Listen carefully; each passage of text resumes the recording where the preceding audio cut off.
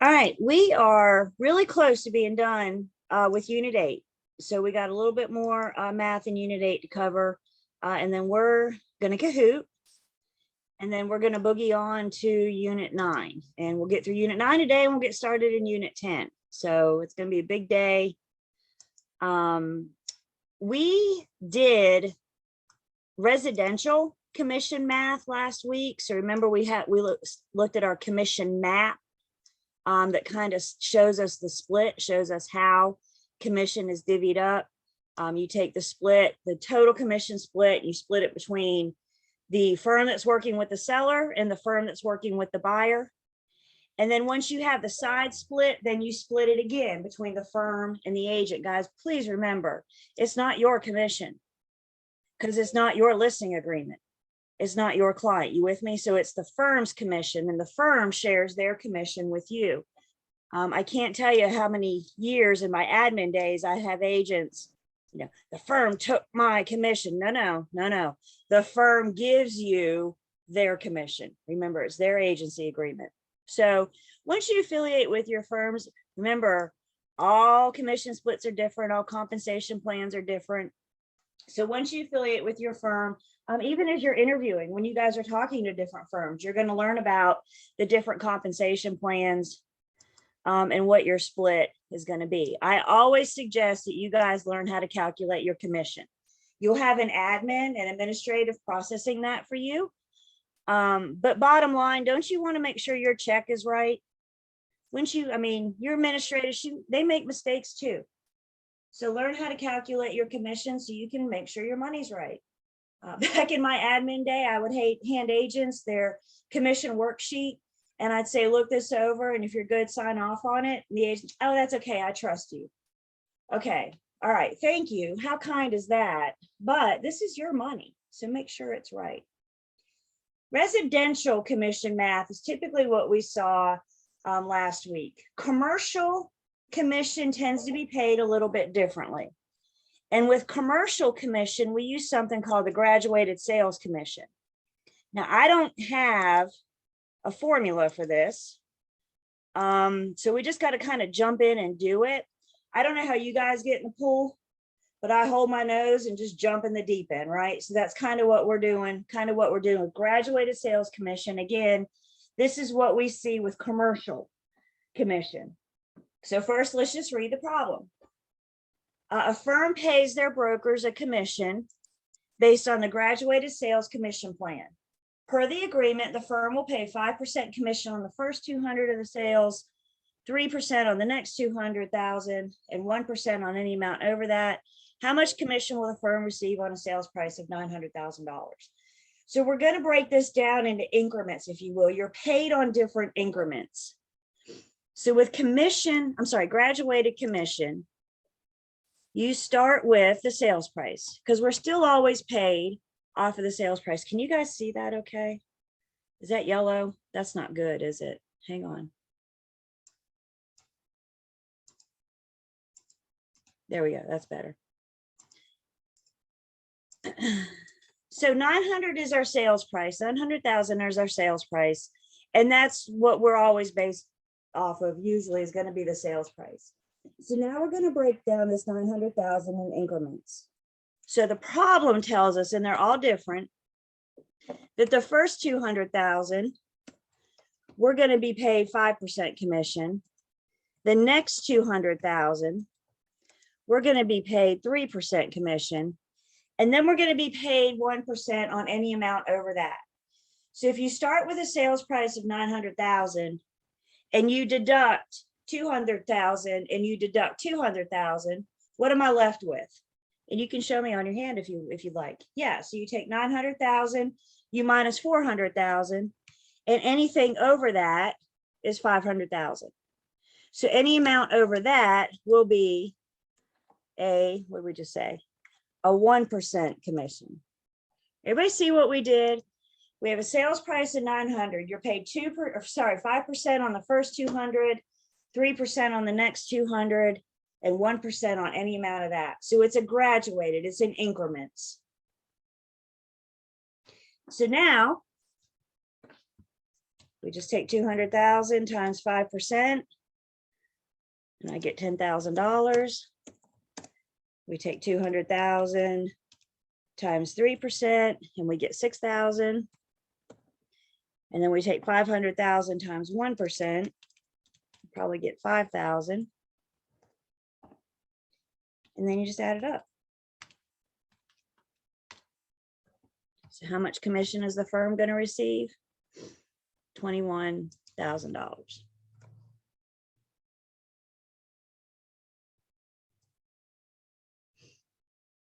Questions on this? And of course, you'll have practice.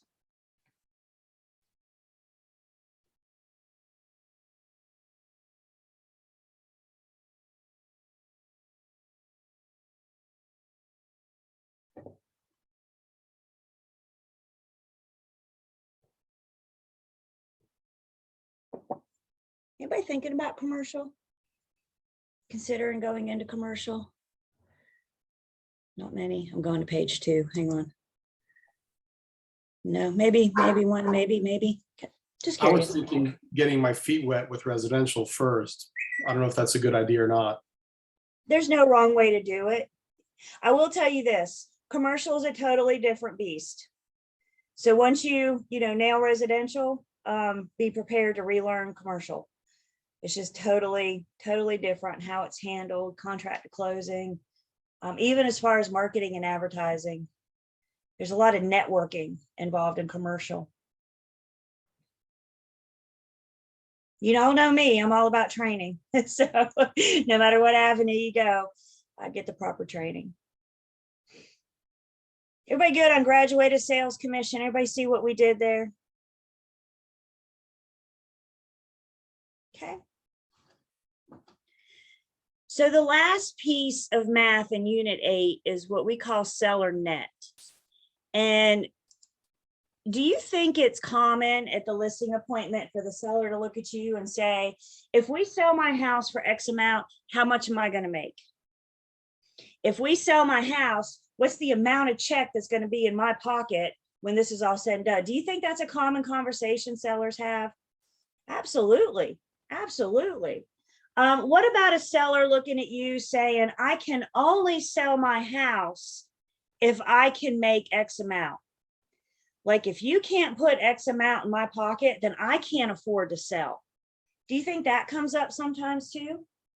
Absolutely.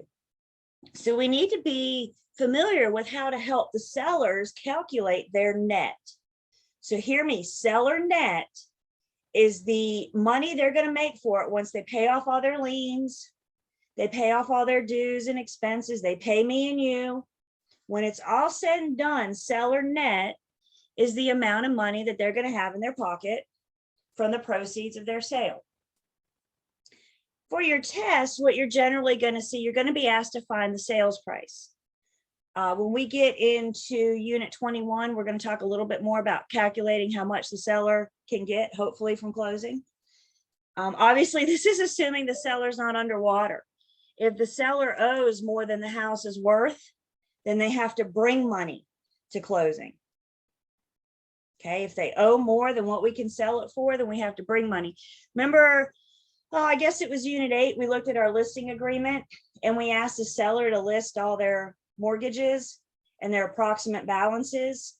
That should be a good, if that list starts growing, if those numbers start adding up, we need to have that conversation with the seller before you ever list it. Make sure the seller can afford to bring money to closing.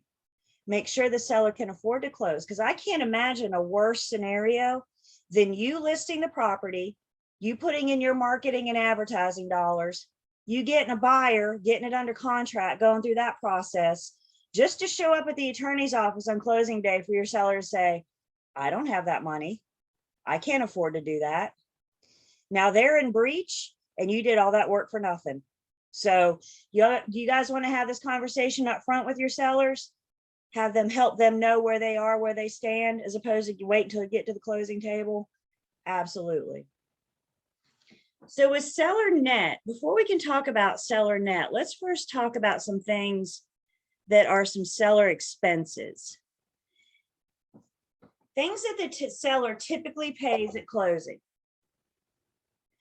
We've already decided the seller pays commission, yes? Seller pays commission to the listing firm. The listing firm shares their commission with whomever brings the buyer. So the seller pays the commission. The seller also pays the excise tax. We talked about excise tax back in Unit 5. Another thing that is the seller's expense is the deed preparation fee. The attorney will charge a fee to prepare it to get it ready for closing. And I always remember it this way.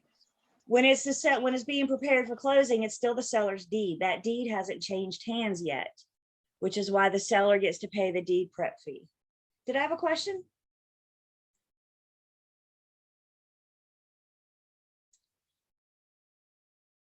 So when we talk about seller's expenses, I always say if you can remember your alphabet, you can remember C, D, E. I'm in the math concepts in Unit 8. We're talking about seller net, seller expenses. CDE may not be in your book. We're just trying to help introduce you to the topic.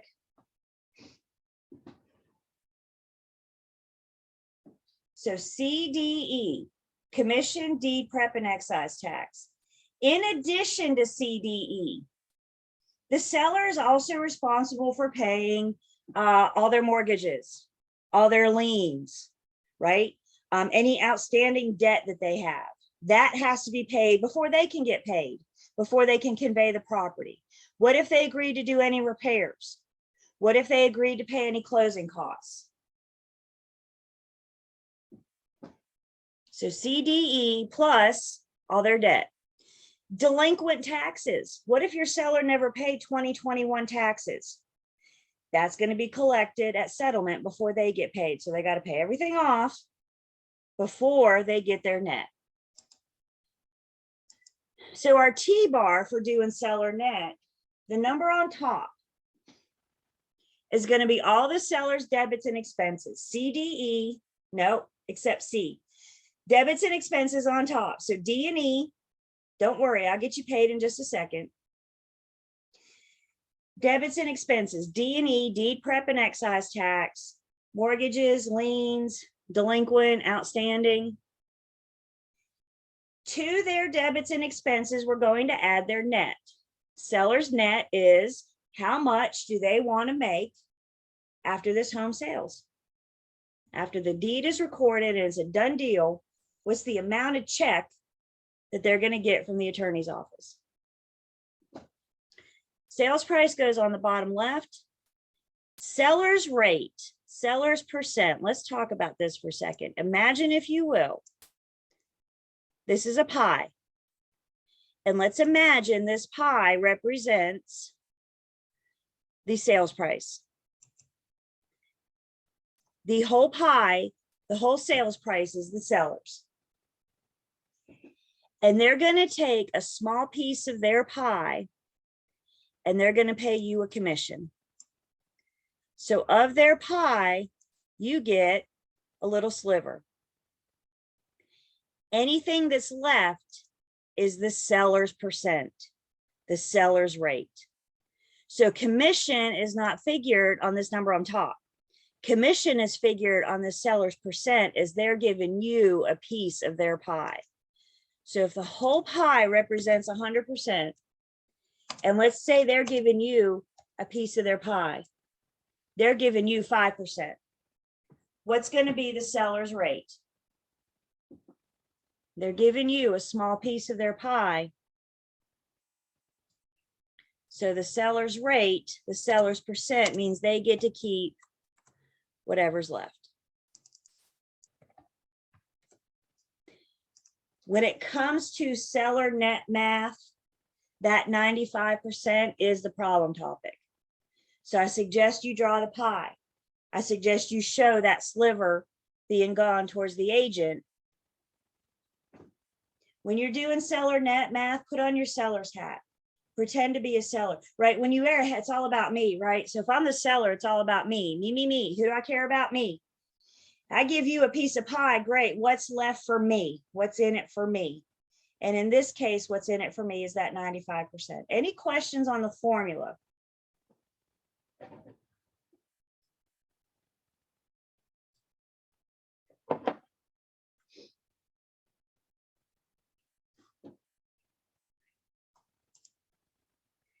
So let's see this slide.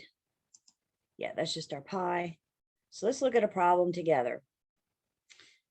A property owner wishes to net $56,500 from the sale of her small building.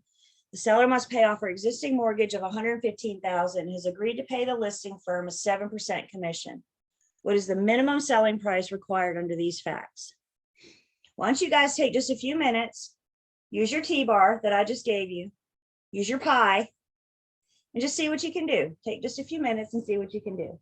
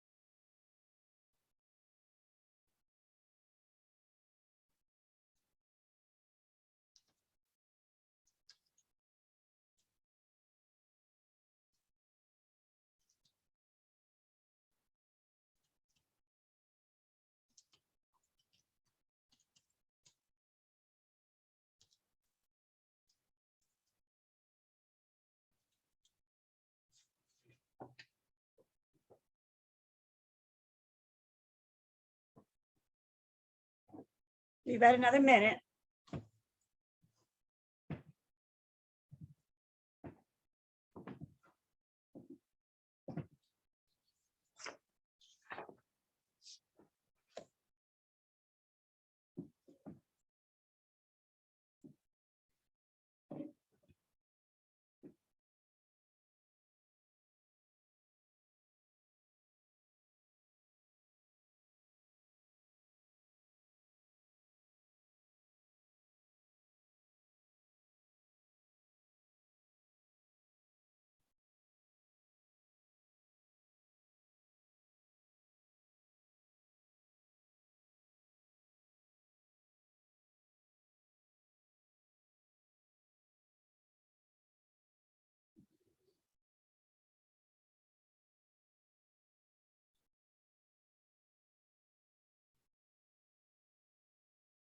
Okay. So what's the very first thing you did? What's the very first thing you did before you picked up your pencil? Just read. Just read. Property owner wishes to net $56,500 from the sale of her small building. Seller must pay off her existing mortgage of $115,000, has agreed to pay the listing firm a 7% commission. What is the minimum selling price required under these facts? So I've read the problem. I know I'm doing seller net. So the flag go down, throw down my T-bar. I like to start where I want to end. So the very first thing I'm going to do is identify my X. What am I solving for? I'm looking for sales price. So my X, because I know my formula, knowing the formula is like 80% of the battle. So my X is the bottom left, that's my sales price. The number up top is going to be all the seller's debits and expenses in their net, all their debits and expenses except commission. Commission does not go on top. So what is this seller's debits and expenses? And we're always going to do what the problem tells us. So how much do they want to make? When this is all said and done, the seller wants a check made out to them for $56,500. Before they can get that check, they got to pay their existing mortgage off. They got to pay their debts off. So we take their debts and their debits in their net, 56,500, and their mortgage. So the number that goes on top is 171,500. Any questions so far?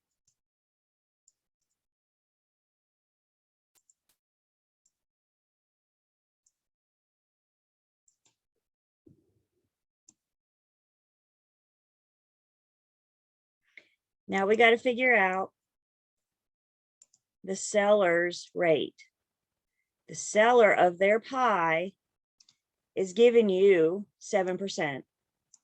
So if the seller is giving you 7%, what's left for them? The seller's hungrier than you are.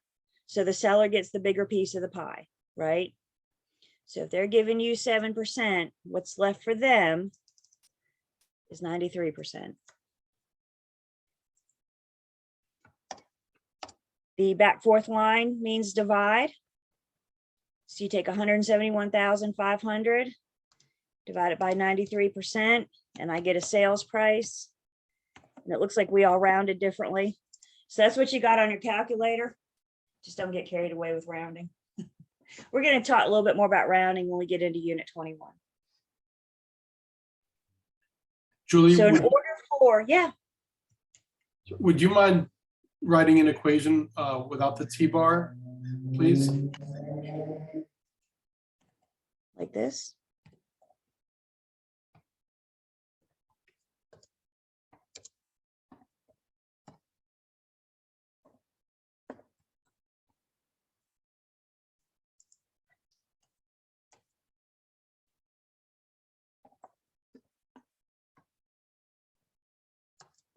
Like that. Thank you so much. Sure. So 184,408.60 is the minimum sales price. If I sell this home for anything less than that, it comes out of the seller's net. It comes out of the seller's pocket. If I sell it for less than this 184,408.60, do I have a happy seller? Absolutely not, because they still have to pay the mortgage, right? They always have to pay that off. They have a listing agreement, a contractual agreement to pay you 7%. So if I sell their home for anything less than that, that's less that the seller is going to get. What if I sell their home more for that? Now I have a happy seller, yes? Because that money goes, that extra goes in their pocket.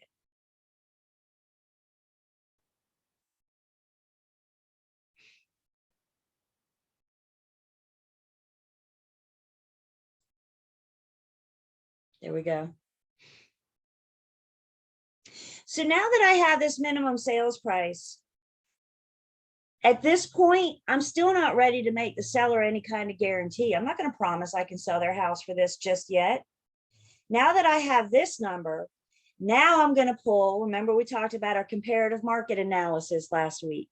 Now I'm going to look at some closed comps. Now I got a whole unit dedicated to closed comps and CMAs, but I'm going to do some research and I'm going to make sure the neighborhood will support this sales price of 184,408. What if I pull some comps and I see the neighborhood average is, and I'm just making stuff up, 165,000 to 172,000.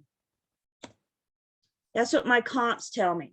Can I promise this seller I can sell their home for 184,408.60? Not unless there's something really, really special or unique about that home, right? But if it's just like all the other homes in the neighborhood, why would a buyer pay 184 plus for it when all the other buyers aren't paying more than 172? So before we make any promises, oh yeah, I could sell your house for that, no problem. We need to do our research and we need to make sure that the neighborhood will support that. So I see a couple of you, what you're doing now that we know. So first off, our commission is based off of the sales price.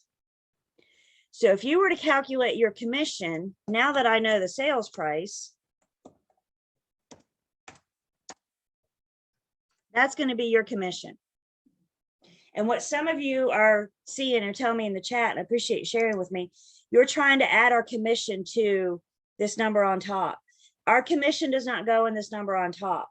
Our commission is figured by this piece of pie that the seller gives us. So I'm going to go back for 1 second.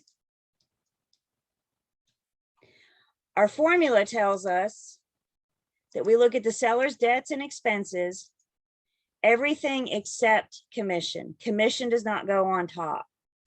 Commission is figured when the seller gives you a piece of their pie.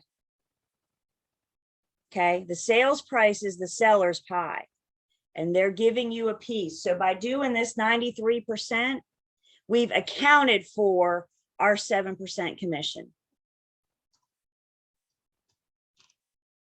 So for those of you that, do you see that now? Your commission, this number on top is the seller's debts and net. Our commission is based off of the sales price. We're paid off of the sales price.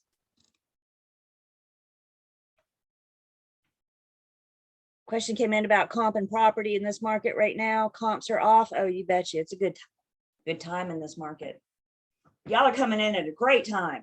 But guess what? The market after this is going to have its own unique set of challenges. The market after that will have its own unique set of challenges. Every single market, in this market, it just happens to be crazy comps and low inventory. Questions?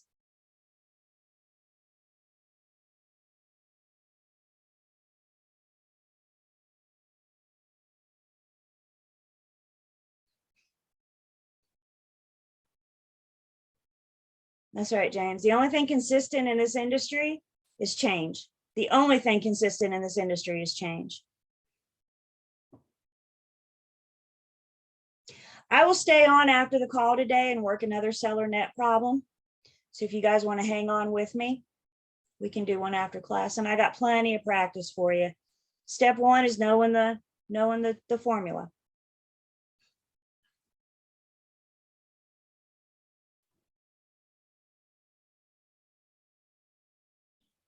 The last 4 problems on learner's pass test is the is for that, right? I don't, but yeah, they're near the end. Yep. Okay. Yep. And you got some in your textbook.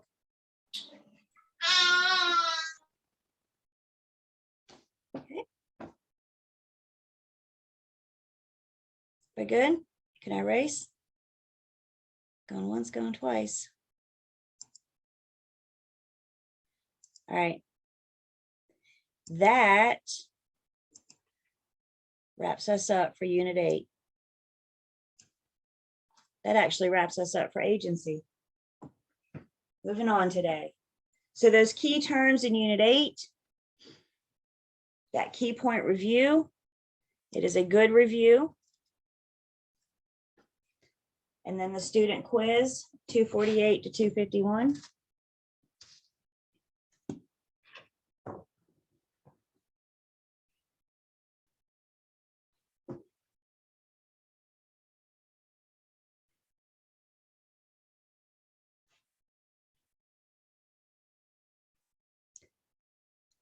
And then with the math that we talked about, 242 to 243. Those 50 problems in the back of the book, 803 to 808, these are the numbers that relate to Unit 8 math. So you're going to have commission math, you're going to have graduated commission math, and you're going to have seller net on these problems, 8, 11, 20, 32, 36, and 41. And then I got a worksheet for you guys to learn test pass that I'll show you in just a second.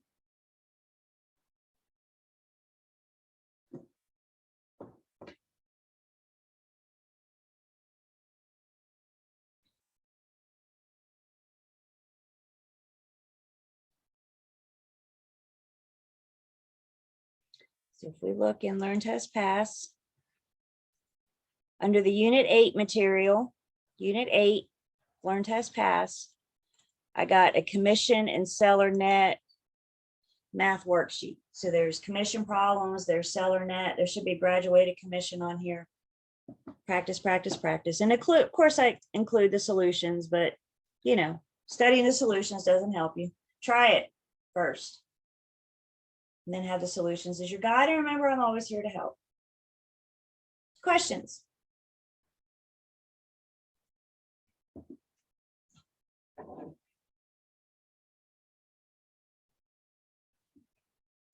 All right. Y'all want a Kahoot? Agency Kahoot.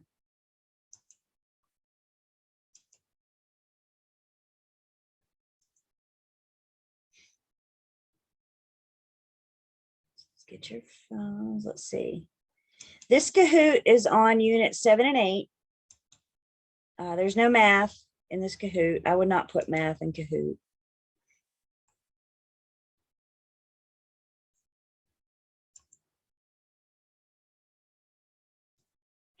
So you're either going to the website, kahoot.it, you're getting your app, you're doing the website of the app, here's your game pin, 848-4249, or you're just clicking or scanning the QR code.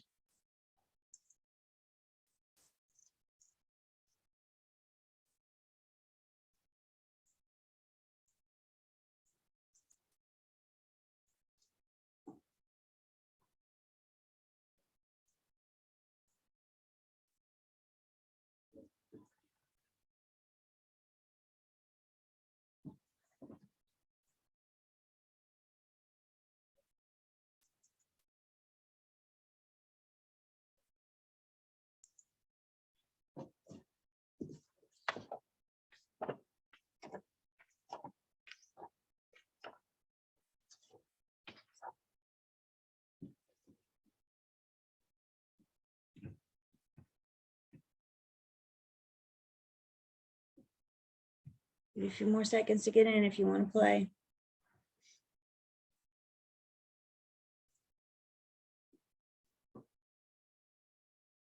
James, that's a good way to get Rotten Tomatoes thrown at you or something.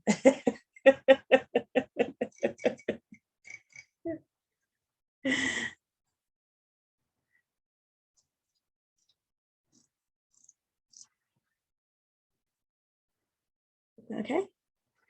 Everybody in that wants to play? Speak now. All right. Agency Kahoot. It's on unit 7 and 8. Let's see where we are.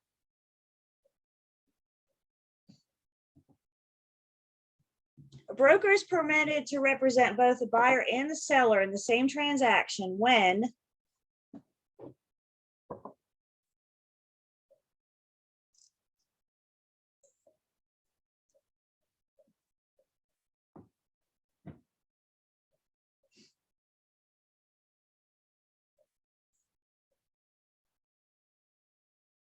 ten seconds. Look at you guys go. Broker is permitted to represent both the seller and the buyer in the same transaction when both parties have been informed and agreed to dual agency. Remember, the key to dual agency is informed written consent. Never look at your client and say, we're going to do dual, just sign here. That's not informing them of what it is. This is not a decision for the agent to make. It's something we provide. The buyer seller have to agree to it. Informed written consent of both parties. Questions on this one?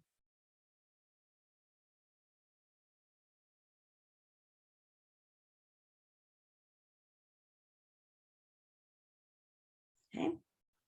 Let's see who answered it the fastest. There's a quick draw this morning. Christina was the fastest, and James and Jolie, Tara and Matt B. Question number 2. Which of the following is not a material fact?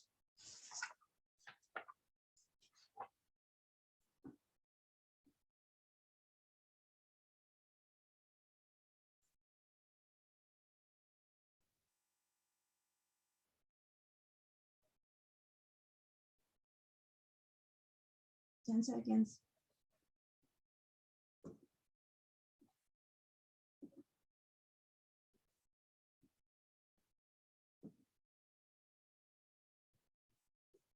Good job. Polybutylene pipes that have never leaked. Remember, they're not a material fact until they leak. Once they leak, then they become a material fact. Turn with me, if you will, page 143.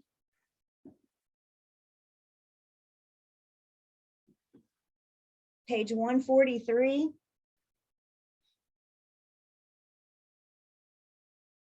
Under your 4 bullet points there, you got that paragraph. Some issues have been declared to be material facts. So we talked about synthetic stucco, we talked about meth labs, and we talked about leaking polybutylene pipes. Questions on this one?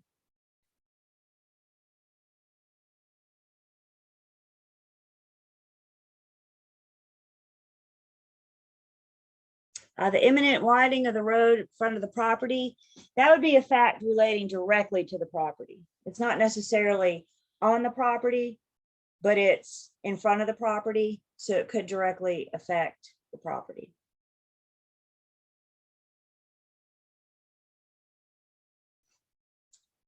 All right, let's see what we got. Brooklyn, James and Jolie, Tara and Melissa. Star's our highest climber. She's up 24 places this round. Question number 3, which of the following is true?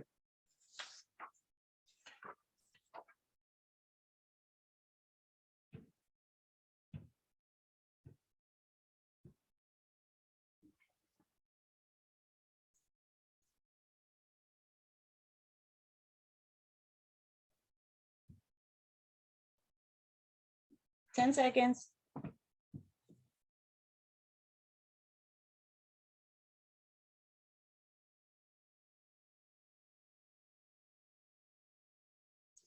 Let's look on page 149.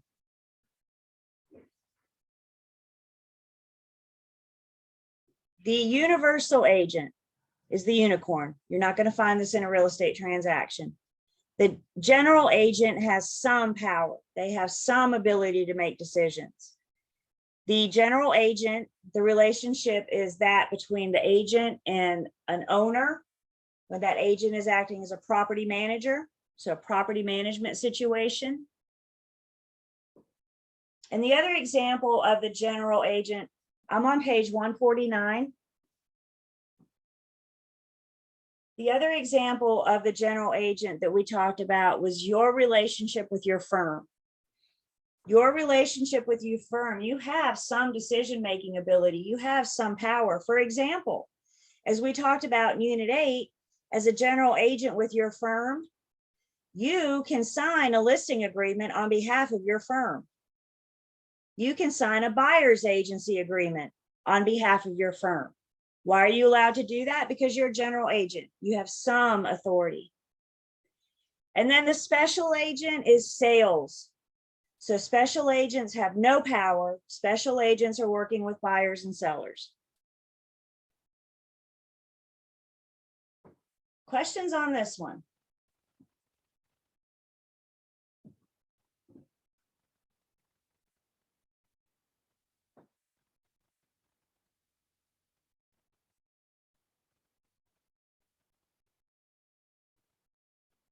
$149. Star it, highlight it, dog ear it, make flashcards out of it.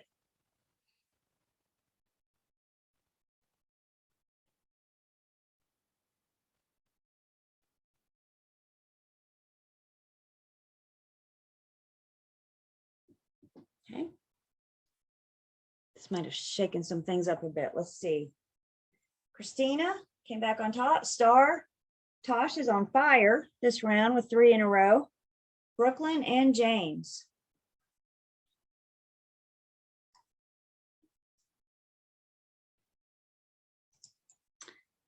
Question number 4, working with real estate agent disclosure must be given.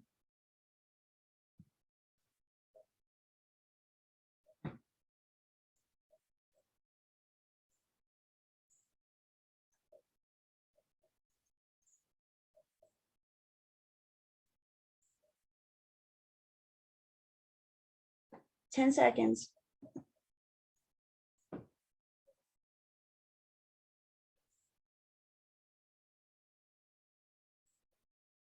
Working with real estate agent disclosure must be given to consumers in a real estate sales transaction. What's wrong with the blue one? Who can help me identify what's wrong with the blue one?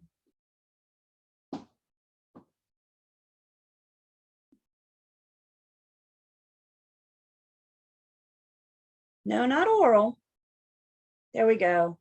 It's the difference in initial contact and first substantial contact. Initial contact is when you first encounter me. Hi, my name is Julie and I'm working with a buyer. And first substantial contact is when you first learn something about price, term, and motive. When that conversation switches gears from the people to the property. The only initial contact we have is if you're established as a buyer's agent and you're communicating with the seller or the agent, the seller's agent. Yeah, question, please. So I might not have had enough coffee yet, but what is the difference between the yellow and the green? Like, I know the green says sales transactions, but when is Good a real question. estate So transaction? this says the problem with the yellow is it says all real estate transactions. And the reason why all is wrong is because we don't provide this in lease transactions. Okay, We only do sales. Thank you. I didn't think. So we only do sales transactions. See what they like to do to you guys. Isn't that just cruel? Well, I was thinking to myself, what is not a sales transaction? But I didn't think about the leasing. Yep. part. So, Yep. okay. Thank you. Other questions on this one? Just preparing you guys for the test. I always say I can make Kahoot really easy. I could. But I feel like I'd be doing you guys a disservice. Because you know what the test is not? The test is not easy. Questions?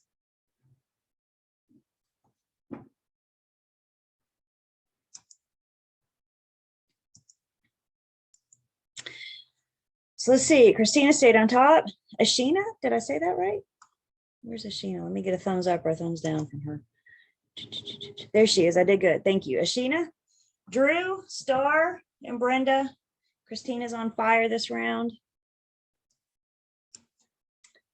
Question number 5. A listing agreement may be terminated for any of the following reasons, except.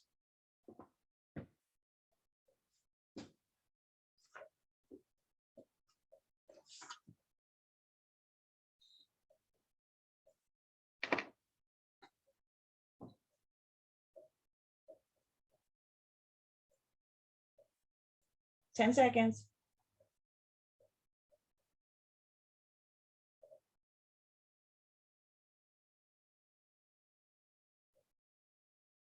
Listing agreement can be terminated for any of the following reasons except, there we go. Agent's license goes on in inactive status.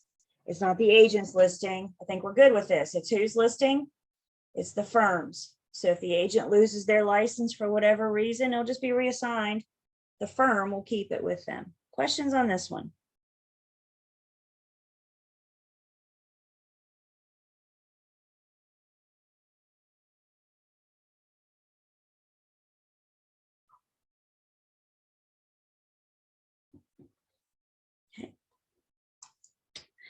So we got Christina and Ashina staying on top. Drew, Devin came out of nowhere. Tosh, Valen is our highest climber, up 8 places this round. And I think, nope, 2 more. The provision in a listing agreement that may obligate the seller to pay commission after the expiration date is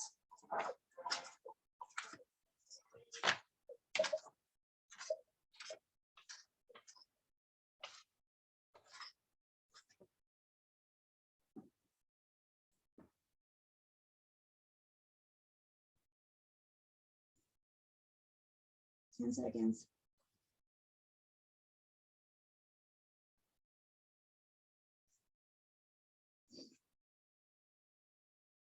Provision in listing agreement that may obligate the seller. Let's look at page 318. 318.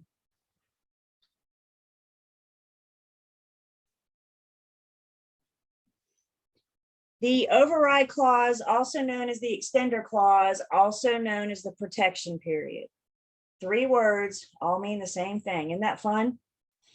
And what this clause is, this is the clause in our listing agreement that says, if a buyer comes forward and makes an offer X amount of days after we expire, could be 2 days, it could be 2 months, whatever the parties agree to. If a buyer comes forward and makes an offer and goes on to closing, I may still be entitled to a commission. That's the override clause. There were 2 caveats that we talked about. In order for me to collect a commission after it's expired, this isn't just any buyer that comes and makes an offer. I have to provide my seller with a name of buyers that I know are interested. So if we're expiring today, whatever our protection period was that we agreed to in the listing agreement, I'm on page 218.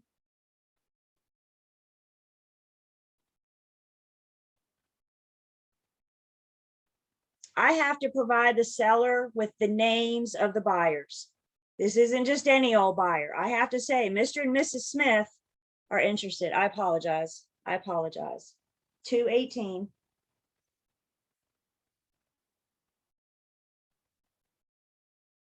I apologize.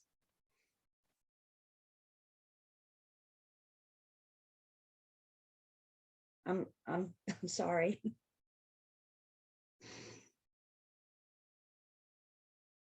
So page 218, we talk about the protection period, also known as the extender clause, also known as the override clause.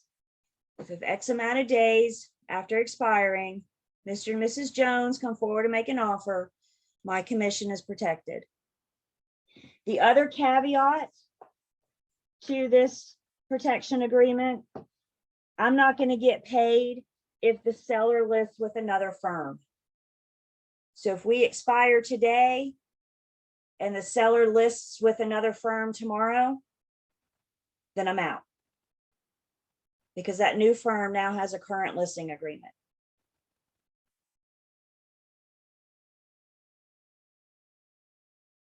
Questions on this one?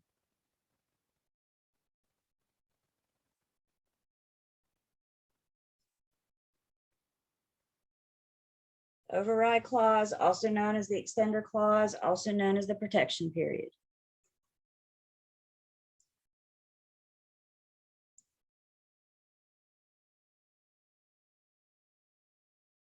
Okay. So we got Christina, Angela, Devin, Matt B, and Dawn. 3 of you are on fire. You have answer streaks of 3 in a row. So our last one. All of the following are typical provisions of a listing agreement, except what aren't you going to find in a listing agreement?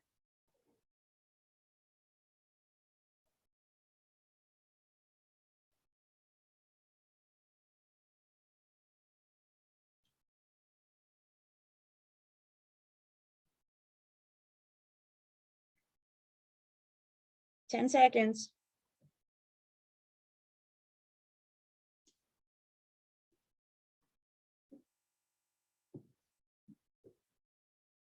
Good job. Buyers don't belong in the listing agreement. Listing agreements between the firm and who? The seller. So you're not going to find anything about the buyers in the listing agreement. Buyers belong in the buyer agency agreement. Questions on this one?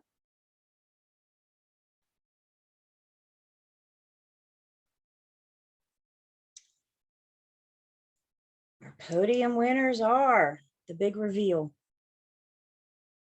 3rd place is Devin. Good job. She came out of nowhere. 2nd place is Matt B. He too came out of nowhere. And our 1st place winner is Angela. Runners up, we got Drew and Christina, fourth and fifth. Isn't that funny? Any questions on this Kahoot? 7 and 8, I might have mentioned this, but units 7, 8, 9, and 10 are heavily tested units. Have I mentioned that? So just because we're moving on from agency doesn't mean you guys need to. You guys need to go back and keep yourself fresh in agency. You need to go back and keep reviewing it because we move forward. Questions or comments?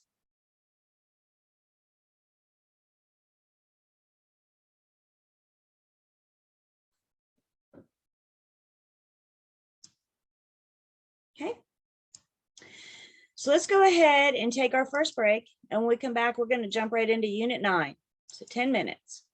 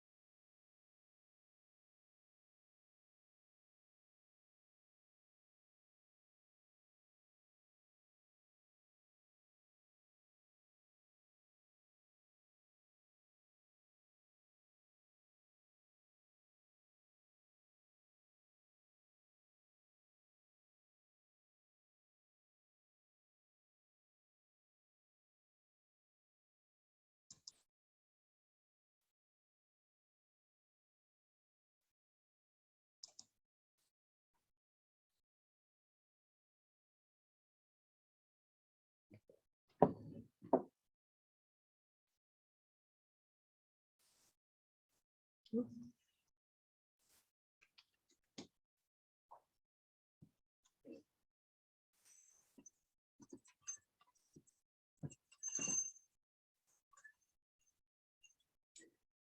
right.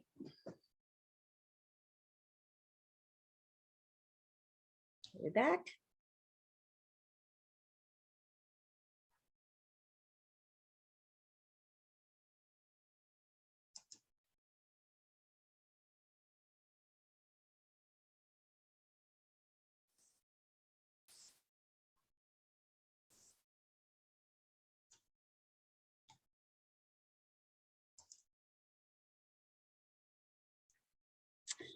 Okay.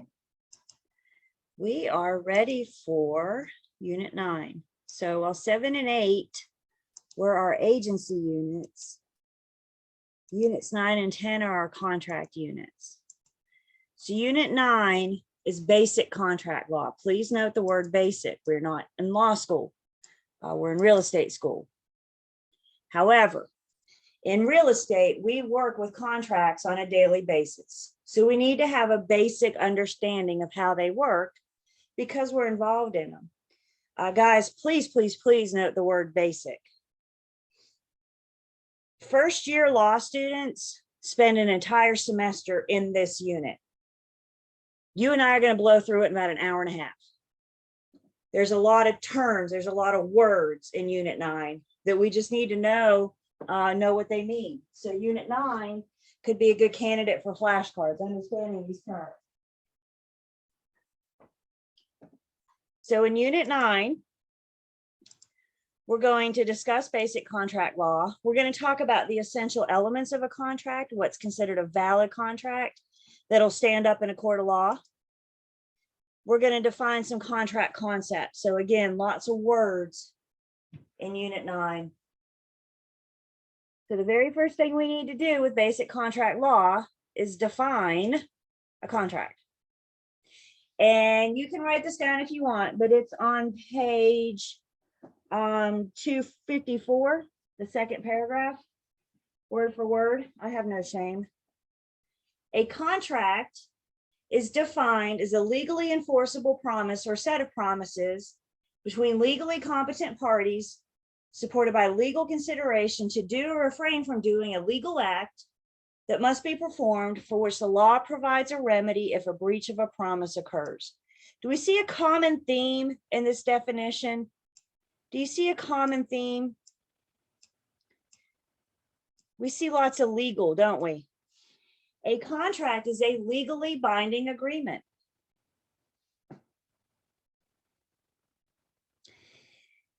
Truth is, you and I could form a contract on a handshake.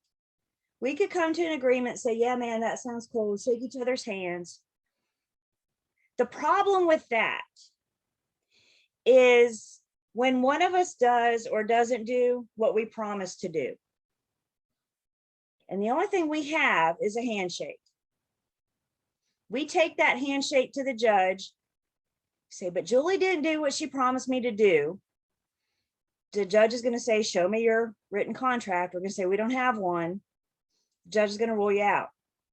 Because if you got verbal, you got nothing. And that absolutely applies to contract law. The other big thing that our contract does is it gives us a remedy. What if one party does what they promised not to do or don't do what they promised to do? What if they break their promise? A contract's going to give us a remedy. A contract's going to give the non-breaching party an out.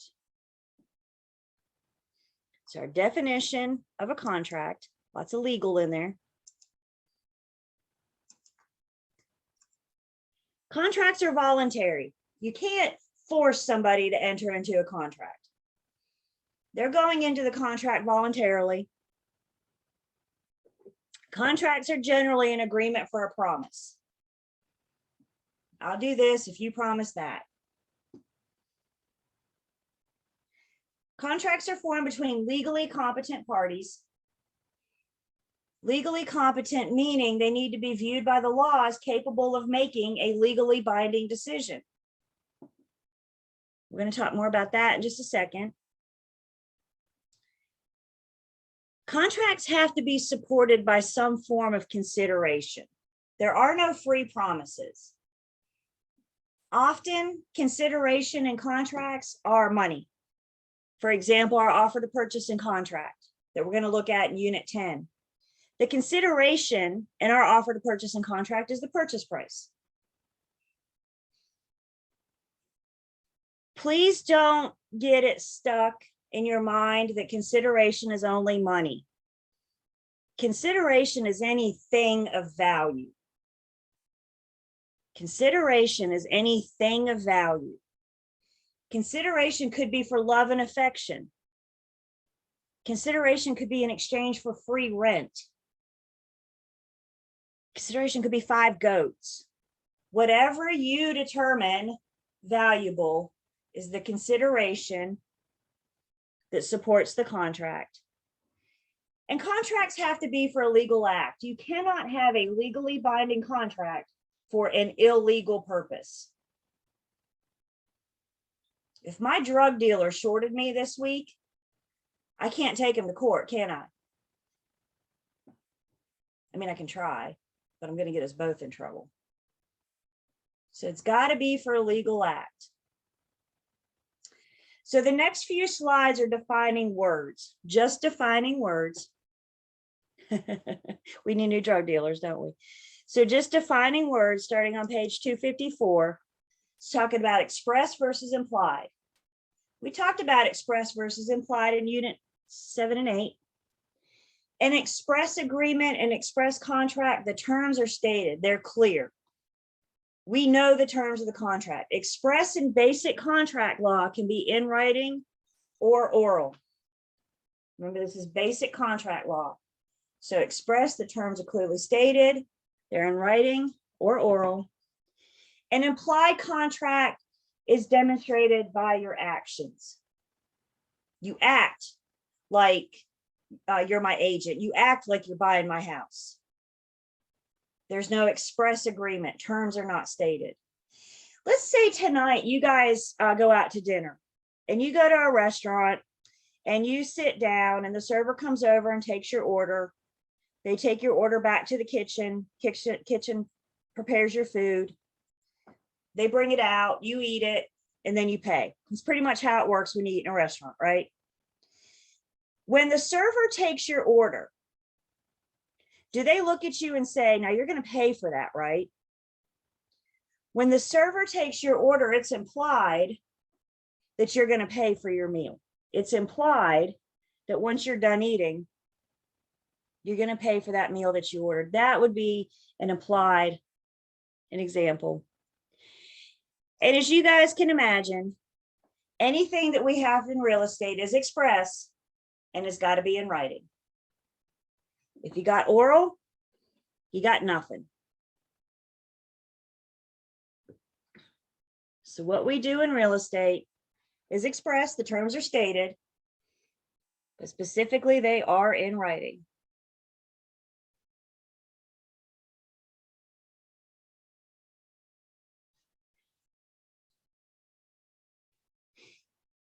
Contracts can be unilateral or bilateral. In contract law, lateral means side. So let's talk about bilateral first. Bilateral contract is what we see most often. Two parties have duties and obligations to each other. It's a two-way street. Our agency agreements that we looked at in Unit 8, the listing agreement and the buyer's agency agreement, they're bilateral contracts. The firm owes duties and responsibilities to the client. The client owes duties and responsibilities to the firm. It's a two-way street. A unilateral contract then only means one party has to perform. There's only one side. We do have an example of a unilateral contract. We'll talk about that at the end of Unit 10. In real estate, I should say, we have an example of one unilateral contract. And we'll talk about that at the end of Unit 10.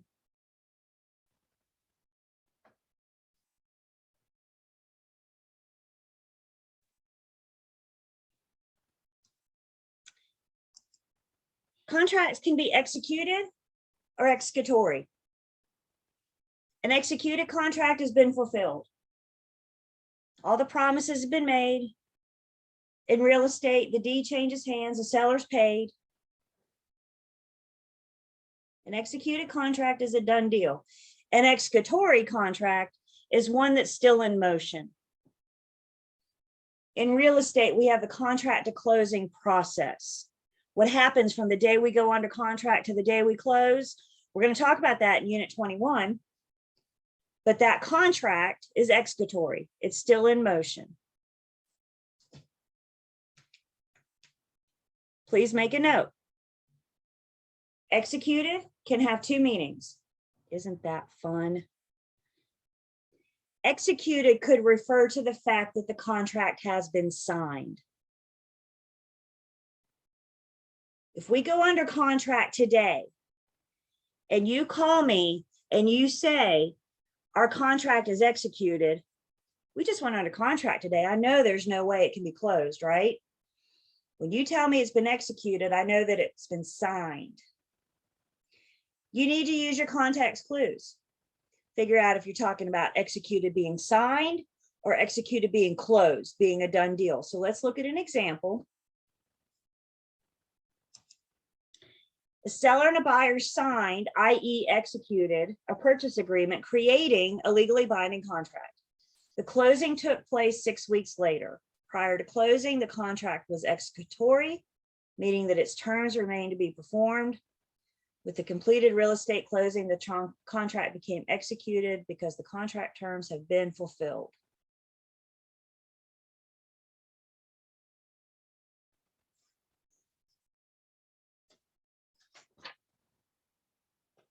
Questions so far?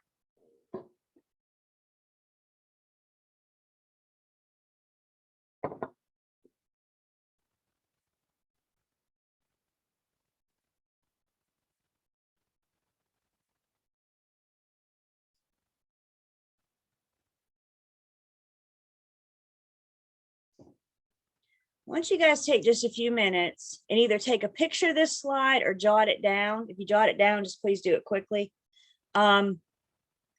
Pay close attention to these lines. These lines that you see mean something.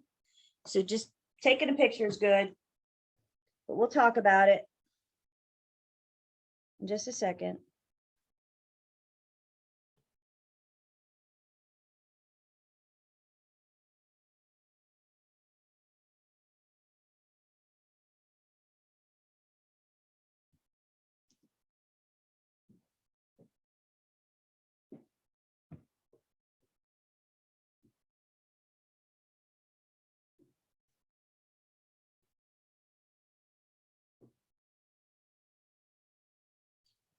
So when you're talking about the validity of a contract, you're talking about whether or not they're going to stand up in front of a court of law. Validity of a contract is how the judge rules the contract. And the judge is going to determine that either the contract is valid or it's void. The judge will make the decision if it's valid or if it's void. A valid contract contains all the essential elements. We're talking about those essential elements next. A valid contract is enforceable. A valid contract is enforceable. It's legally binding in a court of law. The judge is going to look at an enforceable contract and say, all the essential elements are here. If you want to get out, you're in breach, and you'll suffer those consequences of breach that are stated in the contract. An enforceable contract will stand up all on its own in a court of law.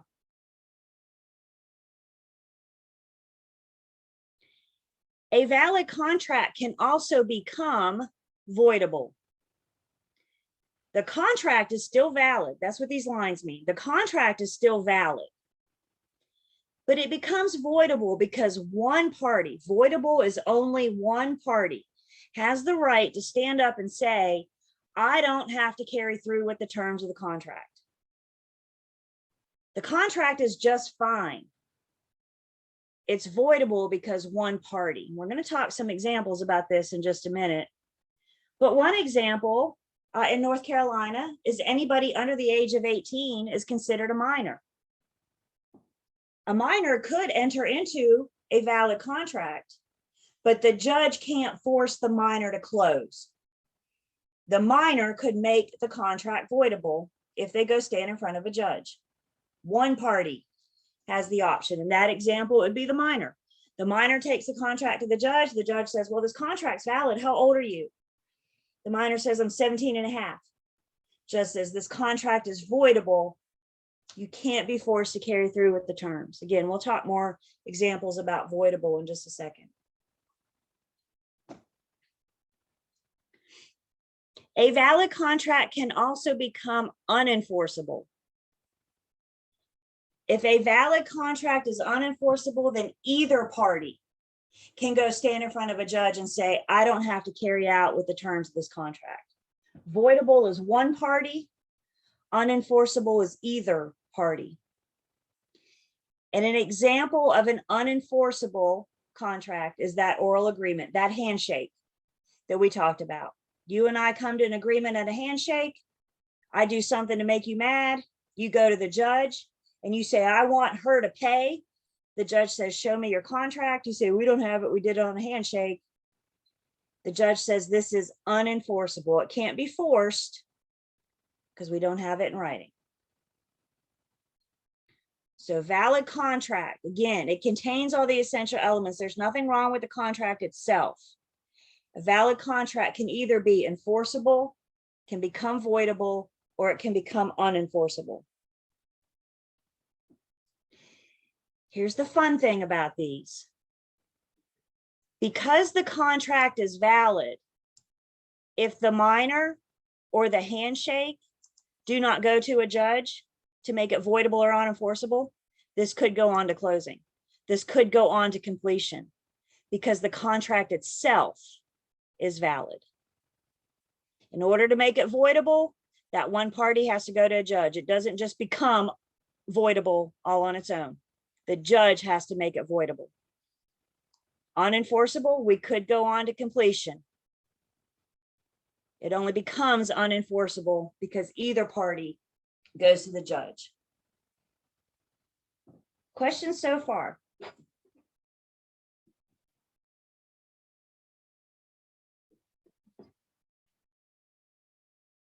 That's exactly right. It wasn't challenged.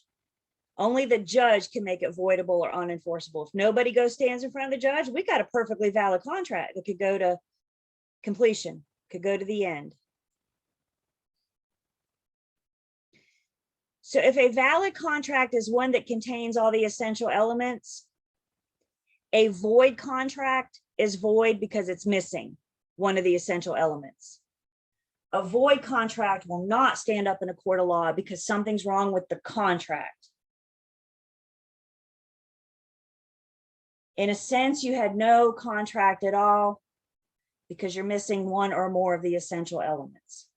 Again, you guys, if nobody goes to the judge and declares it void, it could go on to fulfillment. Somebody's got to go to the judge. Now look with me in your book, please, page 256.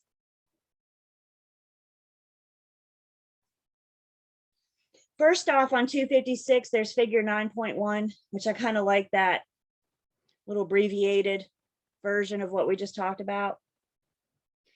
But on 256, if you look at the example, for your test, an example of a void contract is somebody that's been declared legally incompetent by a court of law. If somebody enters into a contract that has been declared legally incompetent by a court of law, the judge will make that contract void because in the court's eyes, that person didn't have the mental capacity to enter into a legally binding contract.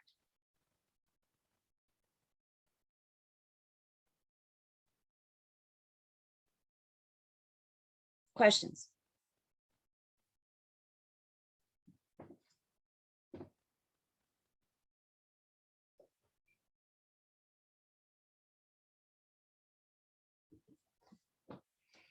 So let's look at an example.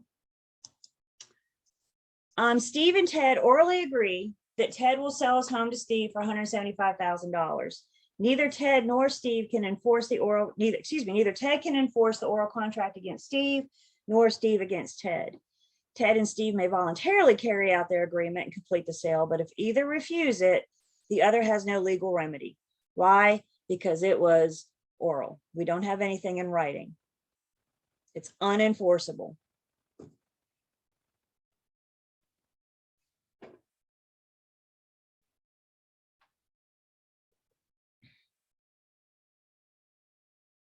Okay, so the validity of contracts, again, validity of contracts, how's the judge going to view the contract?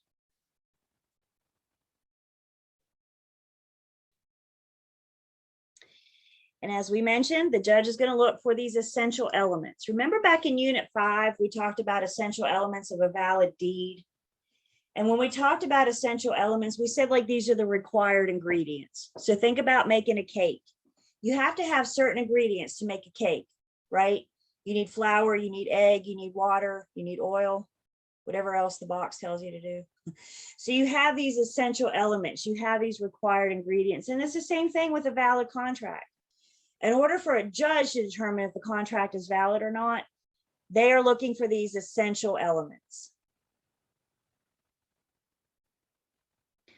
The first essential elements is you got to have legally competent parties.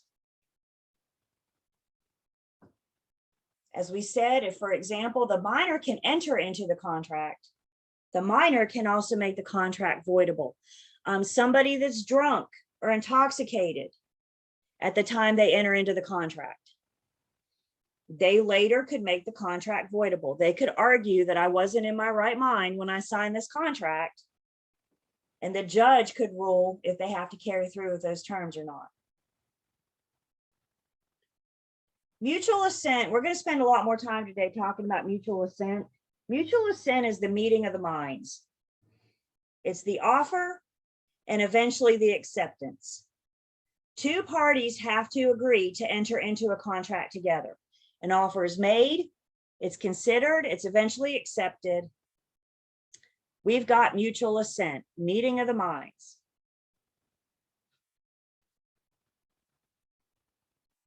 Legality of object, again, I cannot have a legally binding contract for an illegal purpose. So our purpose of entering into the contract has to be for a legal objective. And then the consideration is the problem topic with our essential elements of a valid contract. There are no free promises. There's got to be some form of consideration, something of value.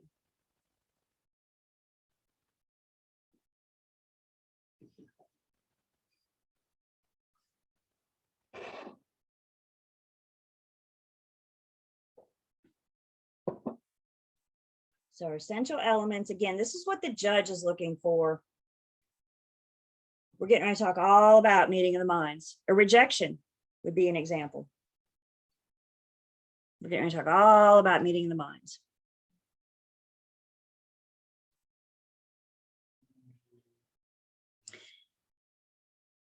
Contracts also have to have reality of consent. And with reality of consent, we can't have these things. What are these things? Duress is violence or the threat of violence. If somebody feels like they were physically threatened to enter into a contract, they entered into the contract under duress, they may be able to make the contract voidable. They felt threatened for their lives or their family's lives, for example, to enter into the contract. They entered in under duress. It wasn't voluntary. We also can't have undue influence. Undue influence is the emotional, the mental threat. Where we see undue influence, a really good example of where we see undue influence is when the family hires a caretaker for their elderly family member, and that caretaker takes advantage of the situation, tries to get the elderly family member to sign a contract to sell their home to the caretaker. They took advantage of their mental, of their emotional. They have a mental control. So undue influence, again, the person that was forced to enter into the contract can make it voidable.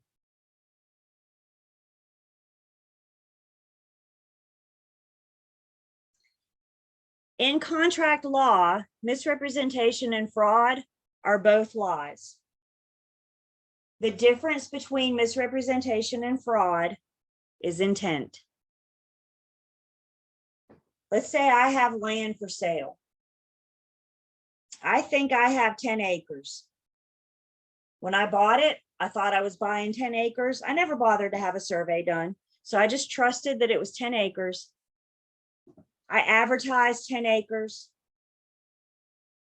We go under contract. Buyer has a survey done, and lo and behold, it's only 7 acres. We're both shocked. Hook me up to a lie detector. I am shocked that I don't have 10 acres. I only have 7. That's misrepresentation. Fraud, I have 7. I know darn well I have 7. And I advertise 10.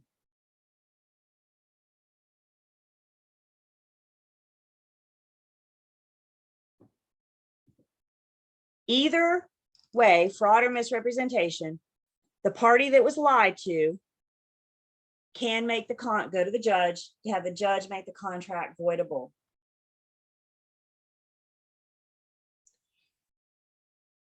And then a mistake of fact may have constant repercussions.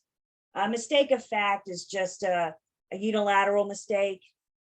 Errors happen. Maybe it was something with the contract itself.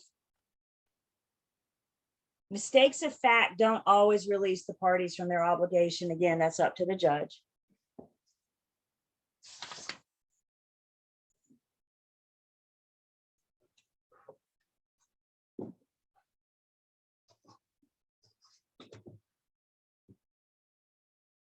So in order to have reality consent, we cannot have any of these.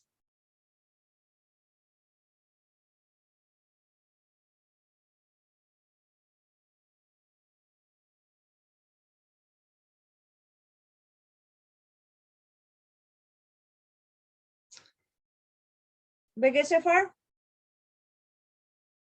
So far, so good? Okay. Let's go back for 1 second. Hold your place in your book. Let's go back to page 86.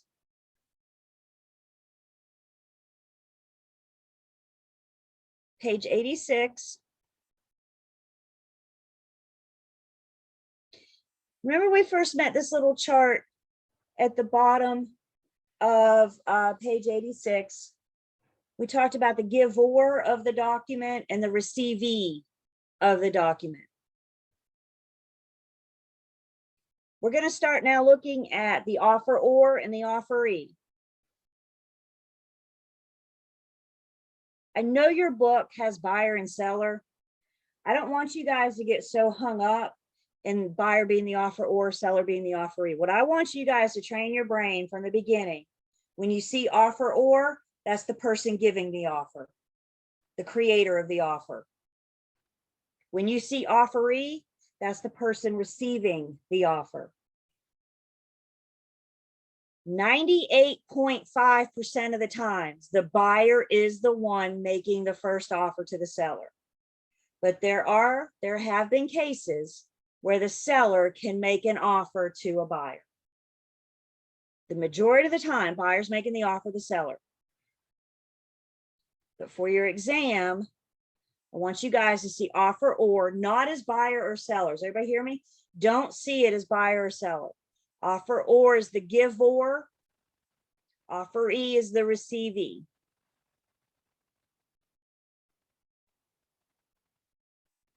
I had a question, difference between mistake of fact and misrepresentation. Again, misrepresentation and fraud are just lies. Mistake of fact could be, maybe it's the wrong address on the contract.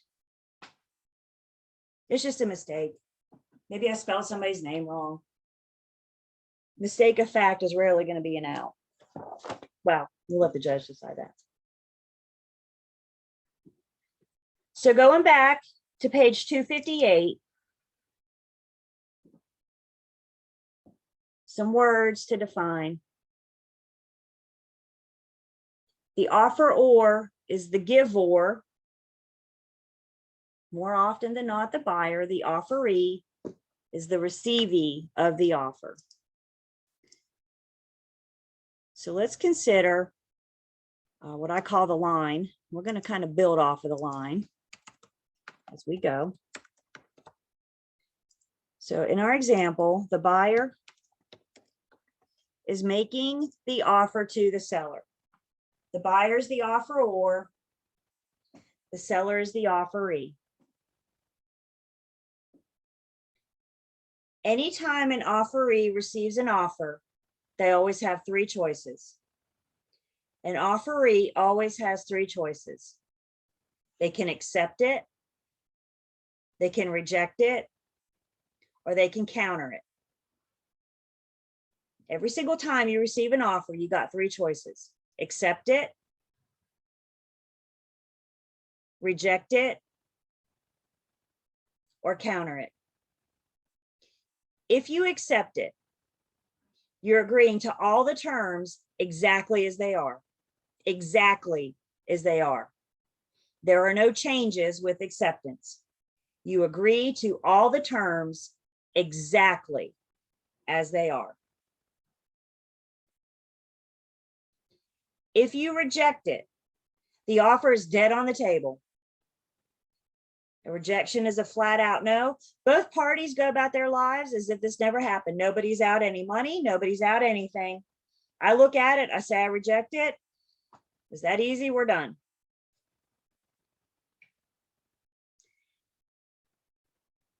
A counteroffer is a rejection with a but.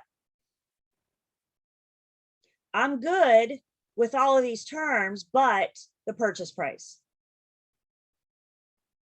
Any change is going to be a counteroffer. And in the event of a counteroffer, our roles reverse. Buyer made the seller the offer. I'm sorry, buyer made the offer to the seller. Seller had three choices: accept it, reject it, or counter it. Let's say they chose to counter it. They rejected the buyer's original offer, and now the seller is making an offer to the buyer. Our roles have reversed. So the seller counters it, roles reverse, seller becomes the offeror, the giver of the offer. The buyer becomes the offeree, the receivee of the offer. The buyer now has three choices. Let's walk through them together. What are the buyer's three choices as the offeree? They can accept it, they can reject it, or they can counter it. Every time an offeree receives an offer, they have three choices. If the buyer accepts it, they agree to all the seller's terms. If they reject it, we're done. If they counter it, the roles reverse again. Every time we have a counter offer, now the buyer's the offeror, seller becomes the offeree. The only way to end a counter offer is to accept it or reject it. There is no, how many times can we counter?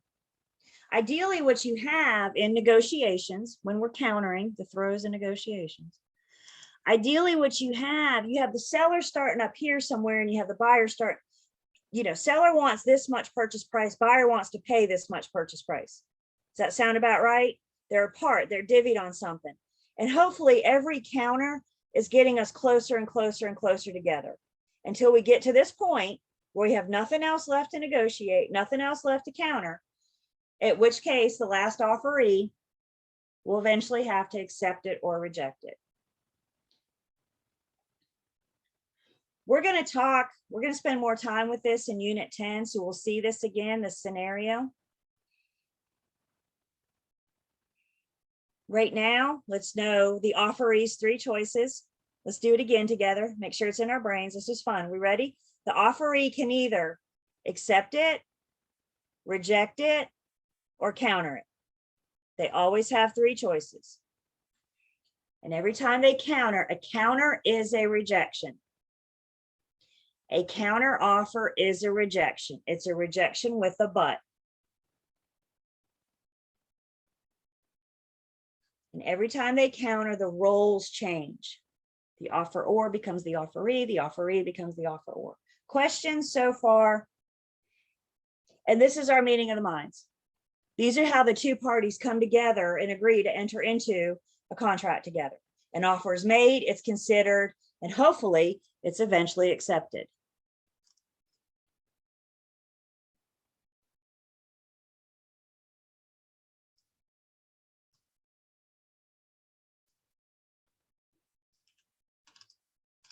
See, I got one of you in the class right now. There's Mindy. Thank you. So I had a listing once, and I told you guys about these a week or so ago. These are my for sale by owner. So they were FSBO for like 5 or 6 months, and then they called me when they were fed up. And we got an offer, and we countered. We went back and forth a few times, and my sellers finally said, "You know what? This isn't working. We're done. We're done. We're going to reject it." And I said, "Are you sure?" And they said, "Yeah, we're here and the buyer's here, and we're just not budging. We're not getting any closer." So they said, we're done. I said, all right. So we rejected it.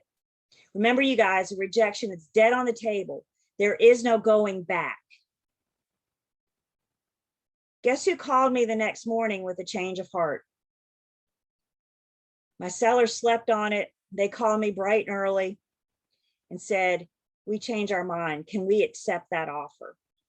And I said, "No, we can't, because you rejected it. You killed it. It's dead on the table." So what were our options?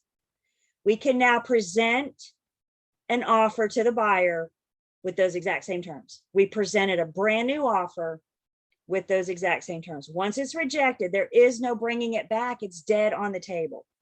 So I couldn't call the buyer's agent and say, "Just kidding, we accept it," because it had already been rejected. So my sellers is the offeror. That's a great example there. Thank you, Mindy. My sellers the next morning presented an offer to the buyer. And even though the buyer presented those terms last night, did they have to accept it today? No, the buyer now had three choices, didn't they? They could accept it, reject it, or counter it. Luckily, they accepted it. We closed, and my sellers could go on with their lives. Is there a general limit of time on answering the offer? No, there should be.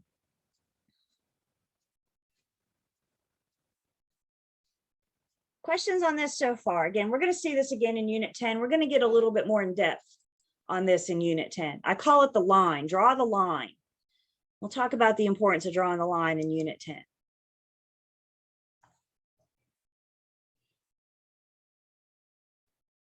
All right, y'all get your private chat ready.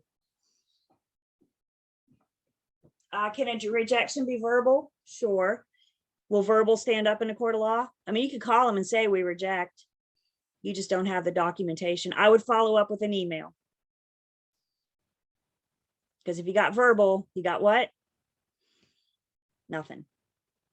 So if you call me and say, "We reject," I'd be like, "Great. Can you shoot me a text or an email so I have documentation?" If you got verbal, you got nothing. Nothing. All right, everybody got your private chats ready? In Unit 5, we talked about a law that requires certain documents to be recorded so that they are enforceable. We talked about a law. I want reminded of what that law is. There are certain documents that have to be recorded. And why do we record them? So they're enforceable against third parties.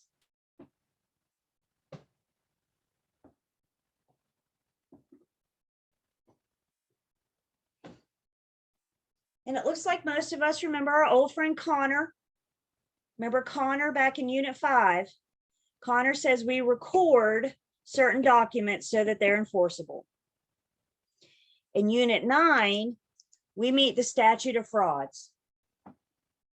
Statute of frauds says it has to be in writing and signed so that it's enforceable. Connor says it's got to be recorded. Statute of fraud says it has to be in writing. Statute of frauds does apply to conveyances of interest in real property. So when you're using documentation to convey property, statute of frauds says it has to be recorded. Nope, it has to be in writing, just seeing if you're paying attention. Statute of fraud says it has to be in writing. Is everybody good with that? Make a note. Connor's record, statute of frauds is in writing. What's the difference? Your textbook is in writing.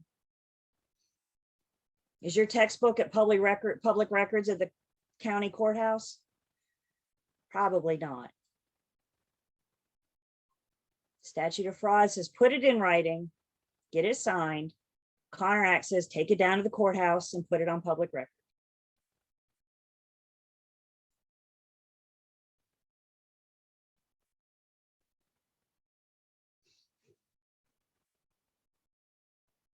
The whole purpose of the statute of fraud is try to prevent forgery, dishonest conduct. There's some dishonest people out there.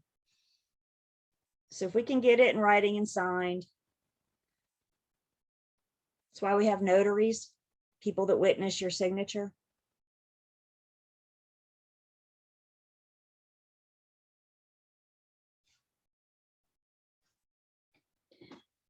Another contract, basic contract concept is something called the parole evidence rule. The parole evidence rule says the final written word of the contract will win every single time. The final written word of the contract will win every single time. Let's say, for example, seller lists a house to sell and they advertise in their marketing, the listing agent and the seller advertise in their marketing that the refrigerator is to remain with an acceptable offer. Now, we all now know that the refrigerator is personal property. It's not a fixture.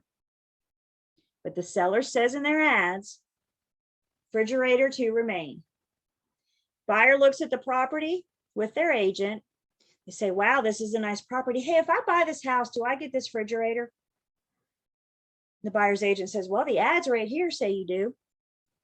Buyer says, nice, I need a refrigerator. Offers presented.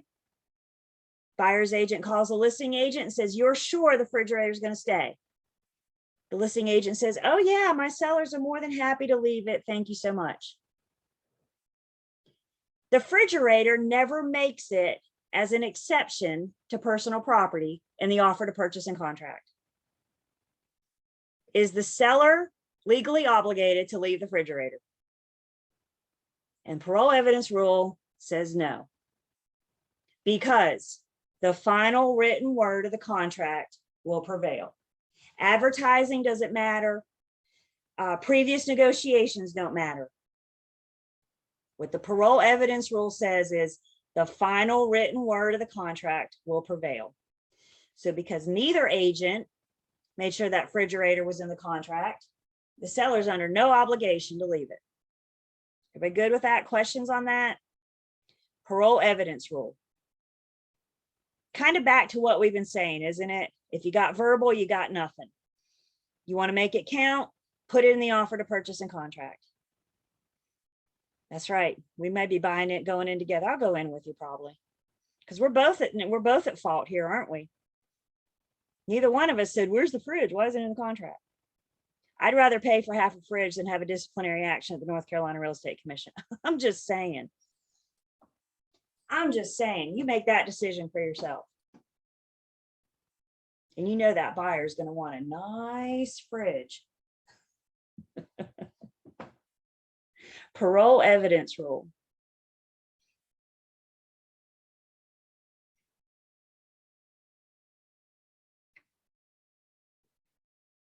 Oh, law school. Y'all ready to sign up for law school? That's why you're in real estate school, right? I hear you. I hear you. That's right. Live your life to stay out of the e-bulletin. 259, over on to 260, there's some more terms. Time is of the essence is a drop dead date and time. Time is of the essence says by this date, this time, some action must be complete. Failure to complete that action may be an out for the other party. Time is of the essence. It's a drop dead date and time. I actually got 2 time is of the essences in our offer to purchase and contract. So we'll see this again in unit 10 when we look at our contract. An assignment, the parties, one of the parties of the contract is transferring their rights, transferring their contractual rights and duties. With an assignment, all the terms stay the same. The only thing that changes is the names of one of the parties. They've assigned their contractual rights to another party. Think about if you're a homeowner and you have a mortgage. Is the lender you're paying your mortgage to now, is that the same lender that originated your loan when you opened? Maybe it is, maybe it's not. But whenever, and we're going to talk about financing and that, units 14 and 15. But whenever a lender sells their loan to another lender, that's an assignment. The terms stay the same. The payment amount stays the same. The interest rate stays the same. The due date, all that stays the same. The only thing that changed was one of the names of the parties. So if an assignment is a substitution of the parties, then a novation is a substitution of the contracts. You're creating a new contract to replace an old contract. Maybe you made a lot of changes on the old contract and now it's not legible. So you would do a novation. You would substitute a new contract that's clean and neat that everybody can read. Still keep the old contract, but you substituted a new contract with an old contract. I was so excited about, gosh, it's probably been 3 years ago now. I had a novation on one of my contracts and I was so excited because I got a story for pre-licensing. So I listed a house for sale. It was an investor. He bought the house, flipped it, and then I put it on the market for him to sell. We had a buyer come in, make an offer. The buyer was getting an FHA loan. Now we're going to talk all about FHA loans in units 14 and 15. But the buyer was getting an FHA loan. And I did not know this at the time. I know now, but I did not know this at the time. There's provisions with an FHA loan that says the owner has to own the property for 90 days before they can sell it. And I don't know why those rules are what they are, but the owner has to own the property for 90 days before they can sell it. We went under contract, y'all, I'm not kidding, day 89. And the lender said, underwriting is going to kick this back because we don't have the full 90 days. So we sat still for a day. Everybody was very patient for a day. The next day, we signed the contract again. We did a novation. We substituted the old contract for a new contract. Everybody signed on the next day, so all the dates would line up. We did a novation. We got it under contract, got it closed. We just had to wait a day. Lender guidelines. That was a novation.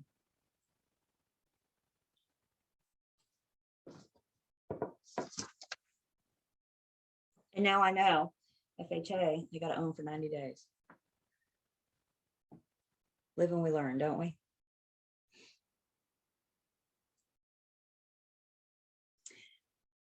Y'all got your chat ready again? Who remembers back in unit, I think it was 6, we talked about zoning. And one of the zoning terms that we talked about was a zoning amendment. Who remembers what a zoning amendment did? You can tell me in one word what an amendment does.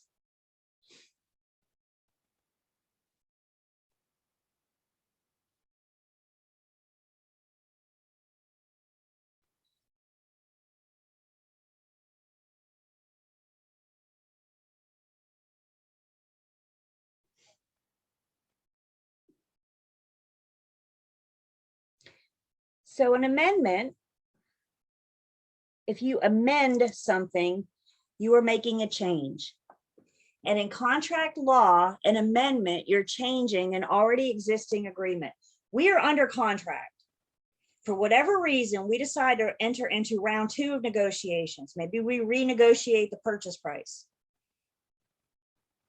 If we come to a different agreement on purchase price, then we have amended the contract. We have changed an already existing agreement, zoning amendment.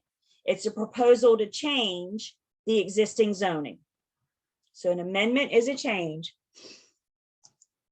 Compare an amendment to an addenda. Now, we define addenda later on in Unit 9, but it makes more sense for me to talk about it right now. So when you see the word addenda, see the word add. An addenda adds to and becomes part of the offer or the contract. An amendment changes, an addenda adds.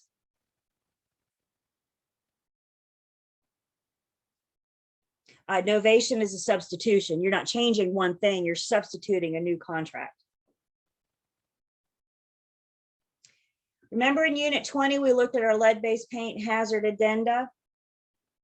That form added to and became part of our offer to purchase and contract.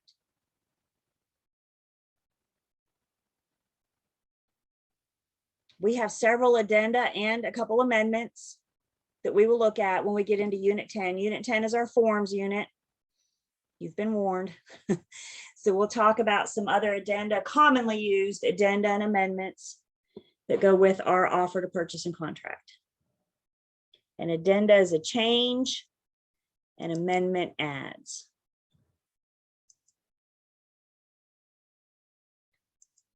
So let's take our break. We come back, we keep going on basic contract law.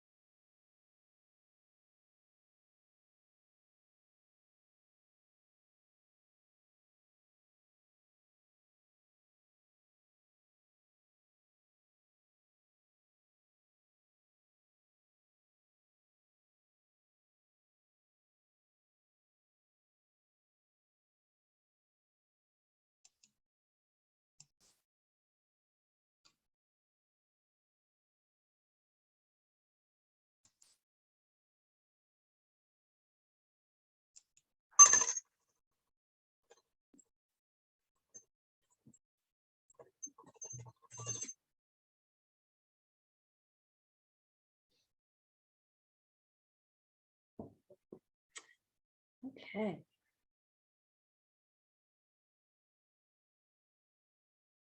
Doing good so far in basic contract law.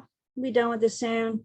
Unit 10, I like Unit 10 a little bit better because we get more specifically into our offer to purchase and contract, more relatable.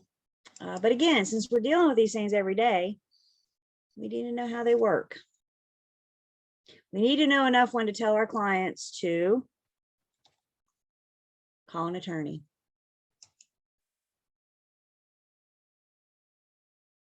Okay. Contracts have to end somehow. So the top of page 261, we talk about discharge of contracts and how contracts end.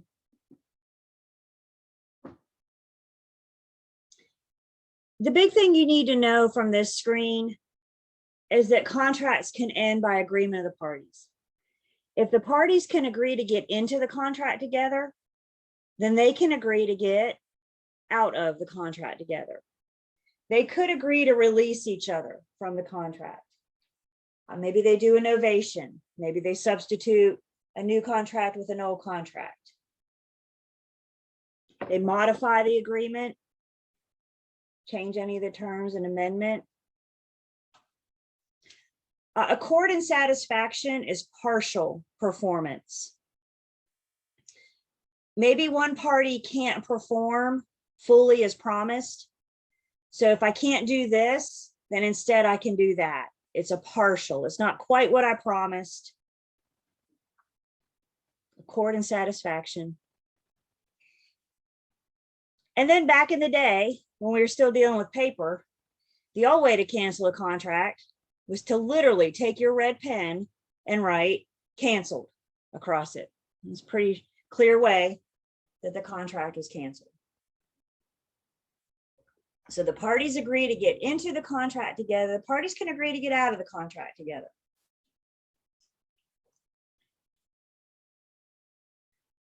Contracts can also end by full performance. Let's get them all to closing. Once we get them to closing, everybody did what they promised to do. The contract has been fully performed.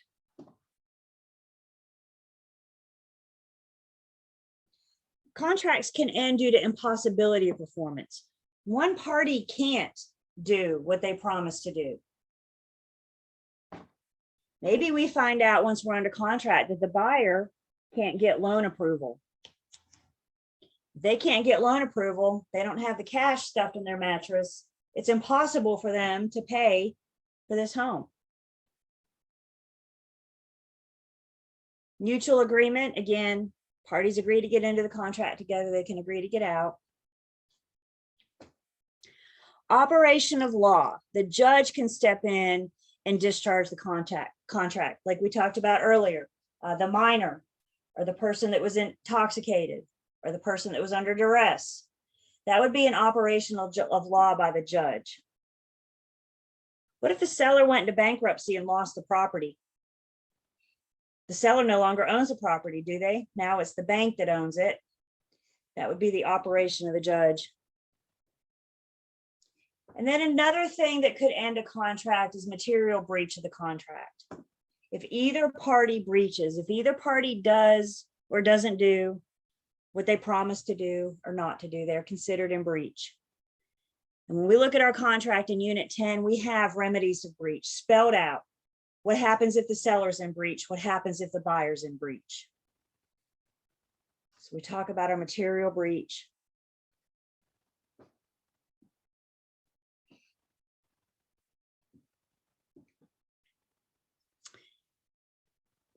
General rules for interpretation of contracts. This is how the court is going to interpret contracts. When they get a contract in their hand, what are they looking for? Well, one thing we already talked about was the parole evidence rule. The judge is going to look the contract from cover to cover to see where it says that the seller agreed to leave the fridge. And if the judge never finds it, then the seller's not obligated to relieve the fridge. Parole evidence rule. The judge is likely going to interpret the contract as a whole. They're not going to piecemeal it and say, well, this provision's good, but this one's not.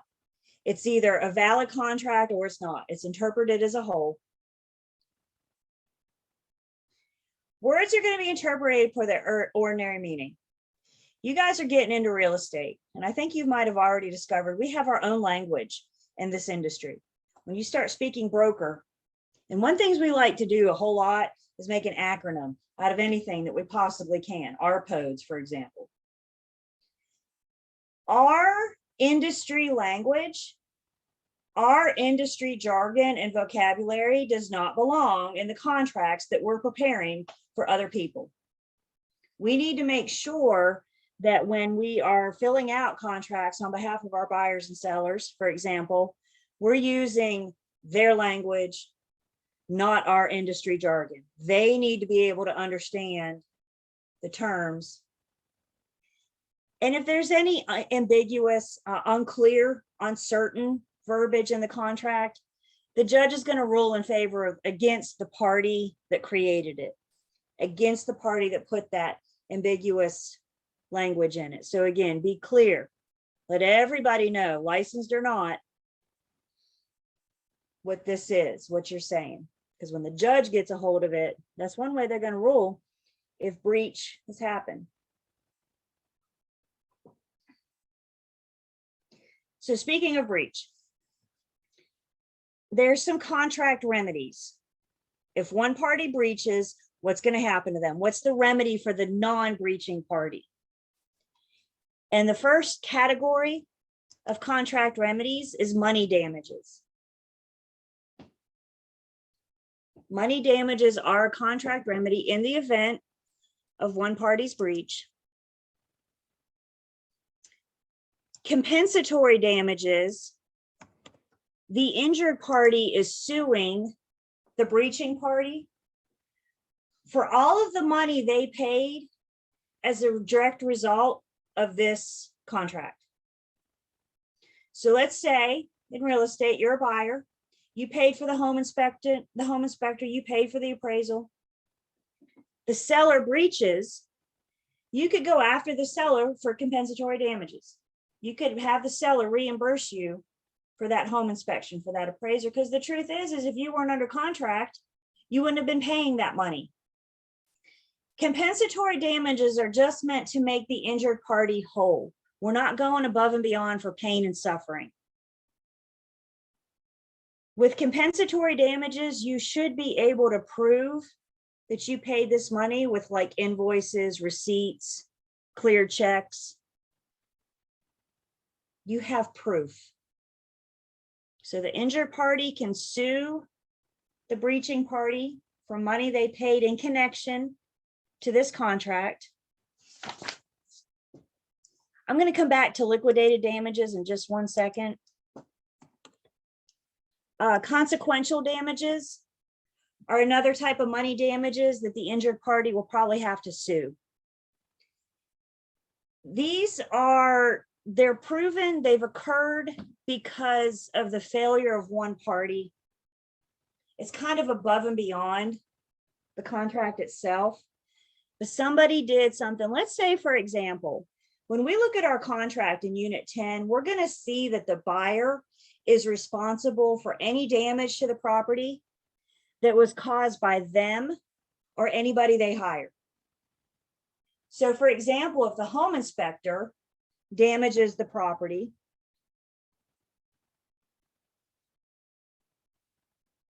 the seller could go after the buyer for those repairs, consequential damages. Again, usually you have to sue.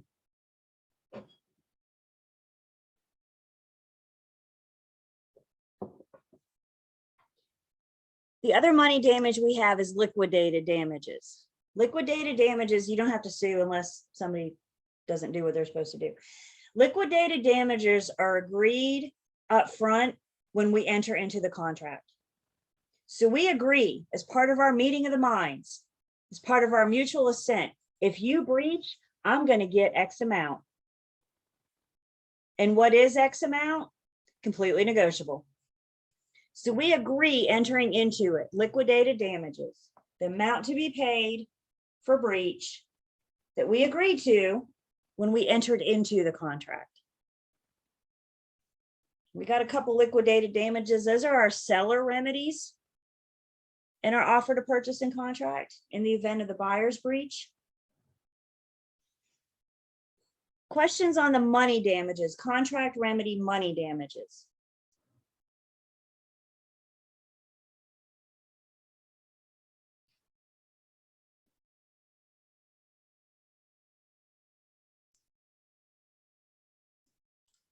Julie, can you give me an example one more time of consequential damages? Yeah, so the best one I have for that is, like I said, the buyer's home inspector damaging the property. And the buyer can't terminate and get out of repairing that damage. So the buyer terminates, the seller still owed that property be repaired, that property be fixed. So they would sue for consequential damages.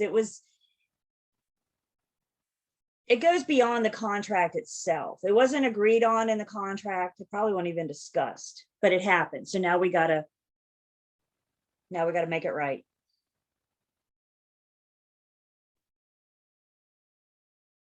Stephanie, that's one of them. Yep, we're getting there.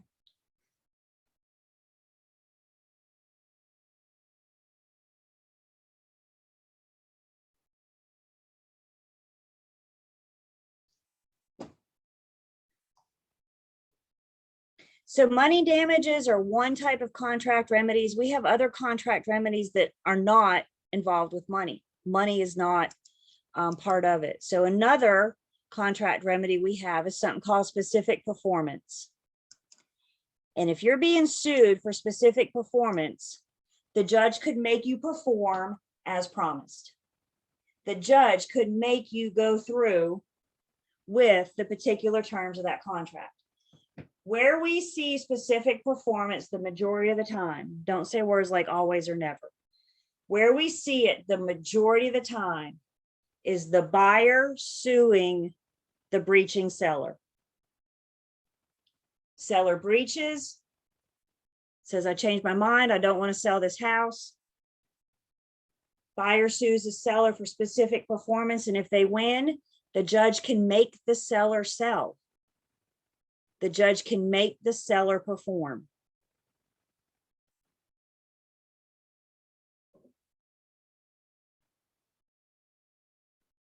Kate, I'm actually getting ready to talk about that. Just 1 second. Yep. So specific performance, the judge is making the breaching party perform.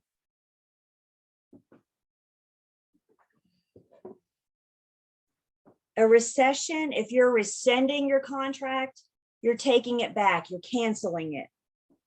If you put down any deposits, you'll get your deposits back. If you rescind the contract, it's as if the contract never existed. Y'all got your private chat ready? Who can remind me in a private chat, how many days does a buyer have to rescind their contract for a timeshare? How many days does the buyer have? It's like y'all were ready for me or something. Look at you guys go. How many days does the buyer have to rescind their contract with the timeshare?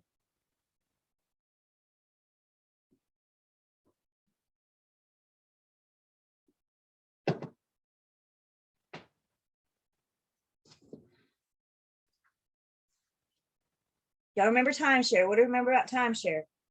Y'all remember 5, 5, 5, 10, jazz hands. So how many days does the buyer have to rescind a contract in a timeshare? 5. They have 5 days to rescind in a timeshare. They go into contract for a timeshare. They have 5 days to take the contract back. If they put down any deposits, they'll get that back. Remind me in the chat, how many days does the buyer have to rescind the contract on a brand new condominium? New construction condominium.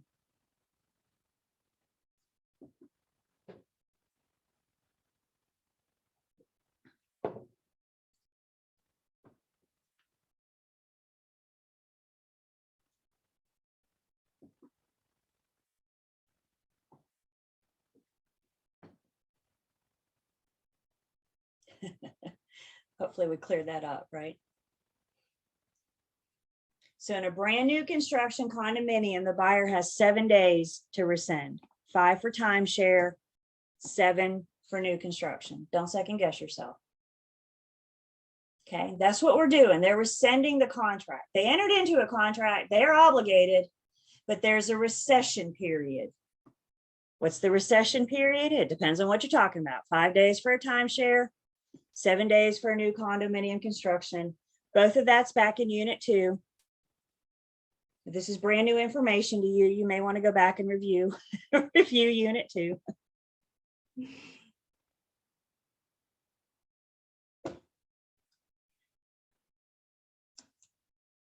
Yeah, I'm not sure what 3 days is for in contract verbiage.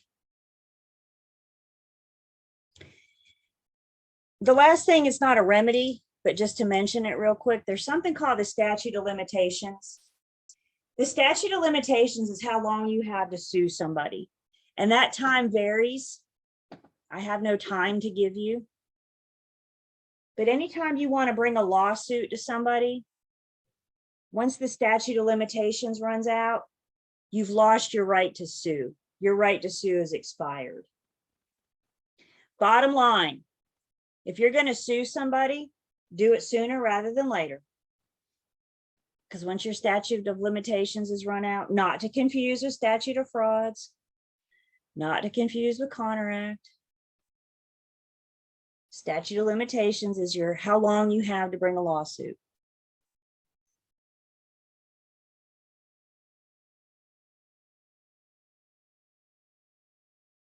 Page 263 is where they talk about addenda. Again, it made more sense for me to put it with amendment, but those of you, I know you like to see it in your book. So there's addenda on 263. We're going to look at addenda and amendments in Unit 10. Questions about our contract remedies?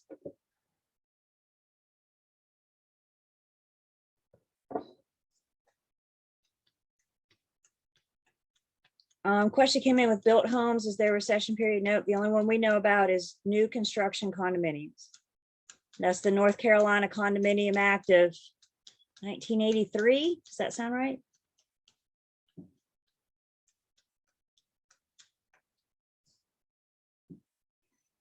All right, let's bring unit home 9. Let's bring unit 9 home. That's what I meant to say. Let's bring unit 9 home and talk about what unit 9 means to us. I am not an attorney. Thus, I cannot draft legally binding documents. They provide us with pre-printed forms to use. All we have to do is fill in the blank. I'm not going to add verbiage. I'm not going to delete verbiage. Why? Because I'm not an attorney. Only attorneys can draft, delete, verbiage contracts for others. It's interesting to point out, you and I cannot draft for others. The parties to the contract can. Who are the parties to the contract? There's 2 parties, offer to purchase and contract. We got the buyer and the seller. Everybody with me? Everybody else is a third party. In our offer to purchase and contract, for example, the buyer and seller can draft their own language. They can remove provisions. They can alter, delete, amend. But guys, just because they can does not mean that they should.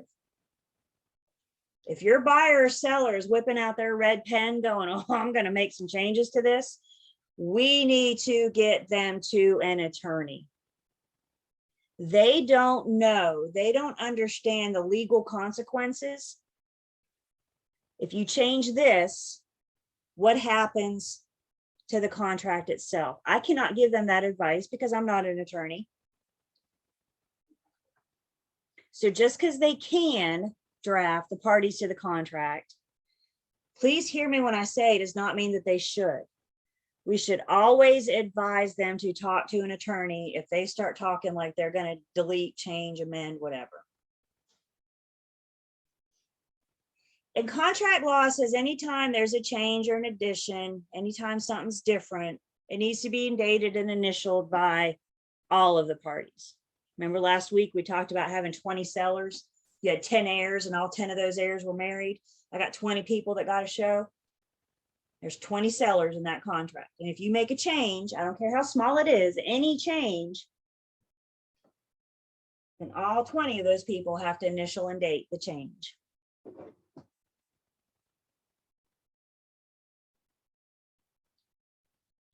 We are not attorneys. Start practicing telling yourself that. You're doing your morning affirmations. I am not an attorney. Unless you are. If you are, please, I would love to have an attorney in pre-licensing. Love.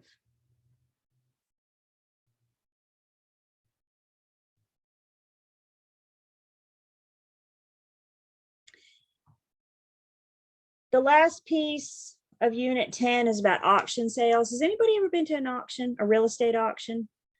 Kind of stood in the front yard and watched the auction. I think that'd be interesting. I want to go. I always say we should do a field trip one day and go. Auctions are completely different than any other kind of sales we talked about. So please just put auction sales in a different bucket. The only time you need to worry about auction sales is if you're specifically asked about auction sales. Otherwise, you pretend that they don't exist. They are that different. With auction sales, there are two types of auctions. There's an auction with reserve. An auction with reserve means the seller has the right to stop the bidding if they are not satisfied with how it's going. The seller reserves the right to say, no, no, no, no, no, I don't like this. I'm not happy with it. Let's quit. So then an auction without reserve means the seller gets what they get. They have no right to stop the bidding. They get what they get.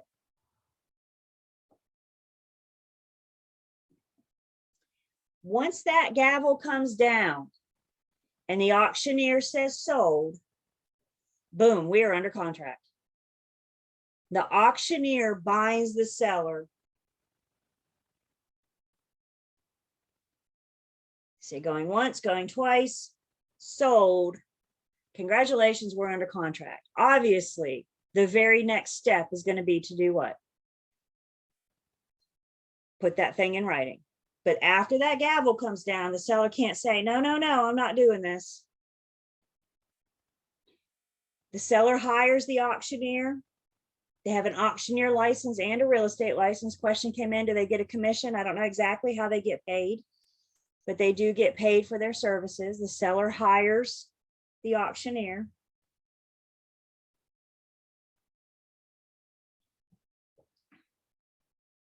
Questions on auctions is about all you need to know right here.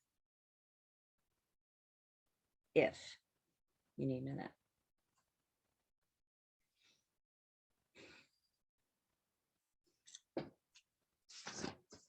All right, I got bonus material in Unit 9. I got something in here that's not in your book. So please don't look in your book. And we need to define a word that we're going to see, that we're going to talk about. So let's go ahead and define it. And that word is a contingency. Contingency says, I can't do this if I don't first do that. Common contingencies that we have says, I can't buy your house if I can't get a loan. Me buying your home is contingent on me getting a loan. If I don't get a loan, I'm not obligated to buy your home. Me purchasing your home is contingent on me getting a loan. Another example says, I can't buy your house if I don't sell mine first. If my house never sells, then I can't buy yours. Me buying your home is contingent on me first selling mine.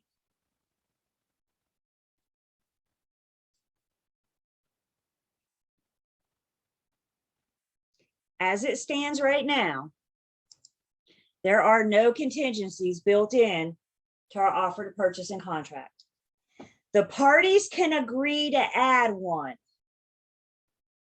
The parties can come to an agreement to add a contingency, in which case I don't have a form for these. So if they come to an agreement, we'd have to have an attorney draft something up.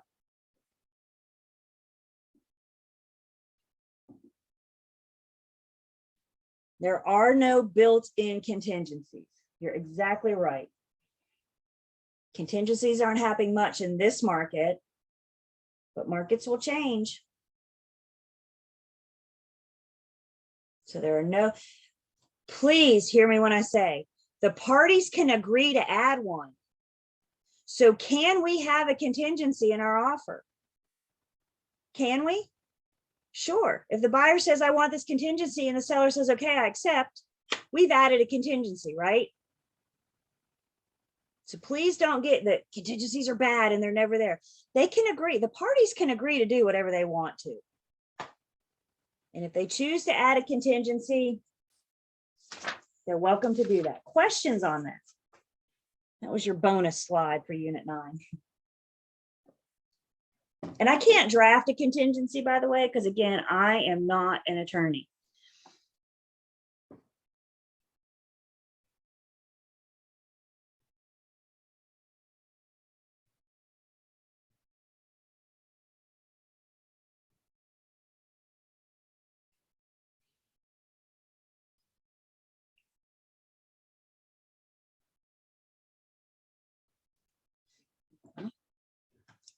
I told you guys, Unit 9 was short, sweet, to the point. Key terms on page 253. Understanding Unit 9 is knowing what all these words mean in Unit 9. Key point review, pages 264 to 265. Your review of the unit, use it as a checklist. I know what this means. I don't know what that means. And then your quiz, 266 to 267. Questions on Unit 9.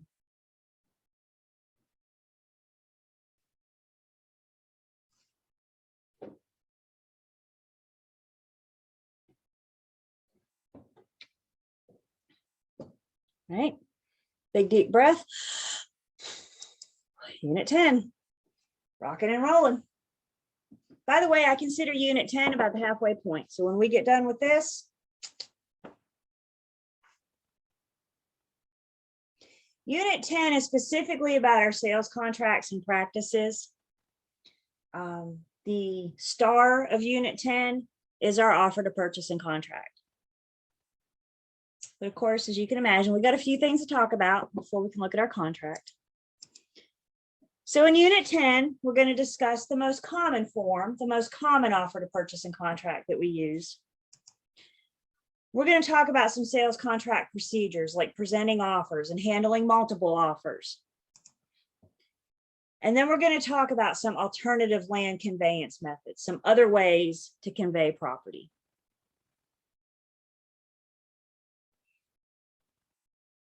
I'll have to look on break. I don't know exactly for sure, or you can look.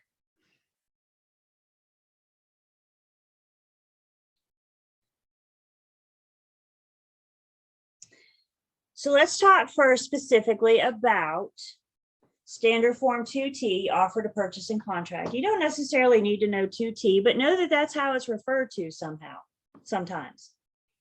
So 2T is our standard form, offer to purchase and contract. We get our forms from the North Carolina Association of Realtors. The North Carolina Association of Realtors is the state level of the National Association of Realtors. So we've talked about NAR and becoming a realtor. Once you join NAR, you're in the state level of the North Carolina Association of Realtors. NCAR and the North Carolina Bar Association came together and created the pre-printed forms that we use on an everyday basis. The agency agreements that we looked at last week, our listing agreement and our buyer's agency agreement. Those are provided to us by NCAR and the North Carolina Bar Association. By providing us with these pre-printed forms, they're reducing our want to draft. They're providing us with the legal verbiage. They're trying to make it so we don't feel the need to draft. All we do is fill in the blanks.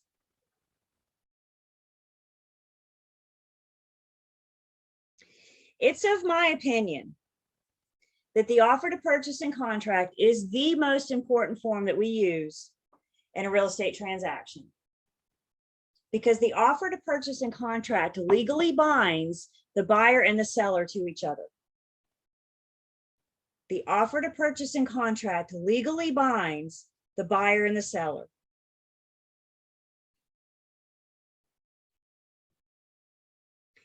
It's really important that you guys understand. Standard Form 2T is the most commonly used sales contract in North Carolina. It's not the only one that we're allowed to use. I am welcome to use any contract as long as it meets Commission Rule A.0112. Don't need to know that. I put it there so it looks official. You don't need to know what's in Rule A.0112 yet. We will talk about Rule A.0112 when you come see me in post licensing. We'll spend more time talking about that. For right now, what we need to understand is that I'm welcome to use, I just don't have to use 2T. I'm welcome to use any contract I want as long as it meets that rule. It's not uncommon for builders to have their own contract. Some real estate firms have their own contract. What questions do I have on that?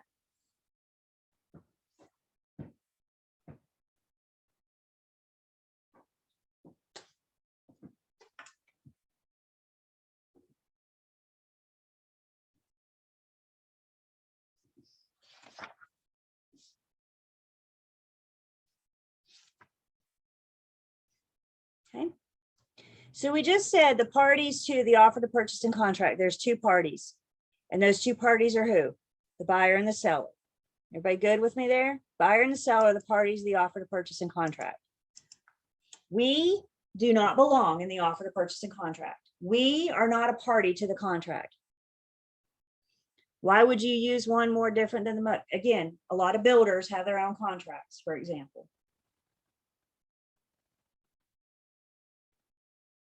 Agents don't belong. I'm not a party to the contract. Specifically, I can't make any mention of my commission, compensation, referral fee, kickback. That does not belong in the offer to purchase and contract. Who can remind me in the chat where we talk about my commission? Where do we agree to my commission? Any bonuses, referral fees?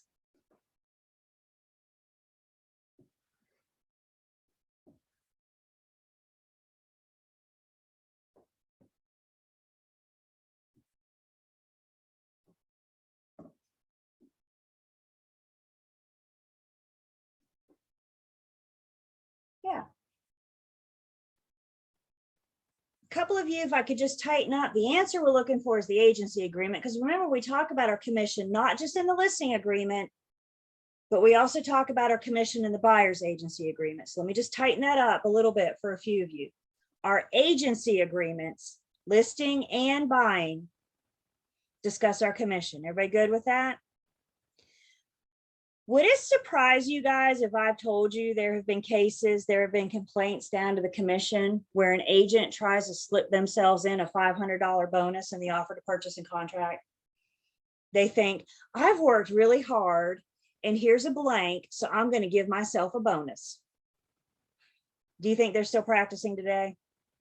Probably not. So we don't belong. Specifically, any mention of my money doesn't belong. That's what we have the agency agreements for. Remember, those are in writing and signed before we present the first offer, right?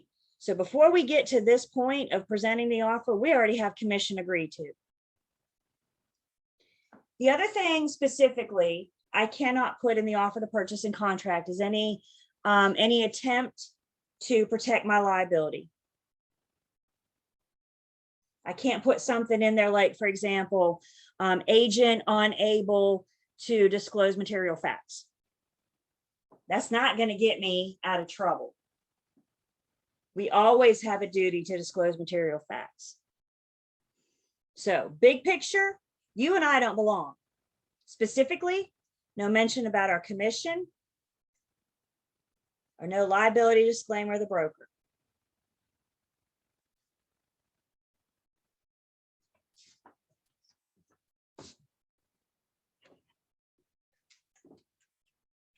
A lot of times in real estate transactions, we're using e-documents, e-programs, e-signatures. And we had to adapt some rules when we got the e-world. And the rules that specify the e-world, we have the Uniform Electronic Transactions Act, also known as the UETA. I have a state level, so we have the NCUETA. And basically with the UETA, it addresses electronic commerce, e-documents, e-signatures. And as long as the parties agree to use e-signatures, those e-signatures are their binding signature. You can't agree to use an e-signature and then later come back and say, that's not really how I signed my name, so it doesn't count. Once you agree to use e-signatures, your signature is binding. You guys had to sign a contract from Carolina School of Real Estate to be in this class. Lane had you send something before the first day. And she probably sent it to you guys. I'm pretty sure she sends it to you through .loop. And you got the email from Lane and you opened it and you saw the terms and conditions, the terms and agreements, and you clicked on those terms and agreements and you read every single word before you e-signed it. Right? Did you? No. We see do we click on terms and conditions and agreements every single day online? Do we read them? We're all guilty of it. We just click on the box and say, I agree to everything that you have to say and move on. When you got that contract from Lane through .loop and you agreed to the terms and conditions, that was part of what you were agreeing to, is that your e-signature is a binding because you agreed to it.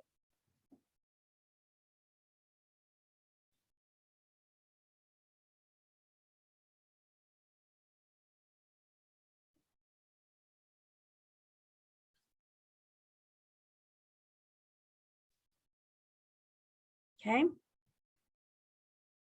Yeah, every single one of us on this call, myself included.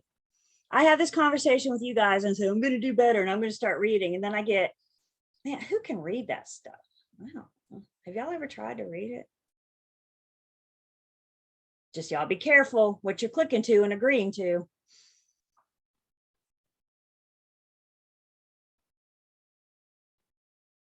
Okay. Yeah.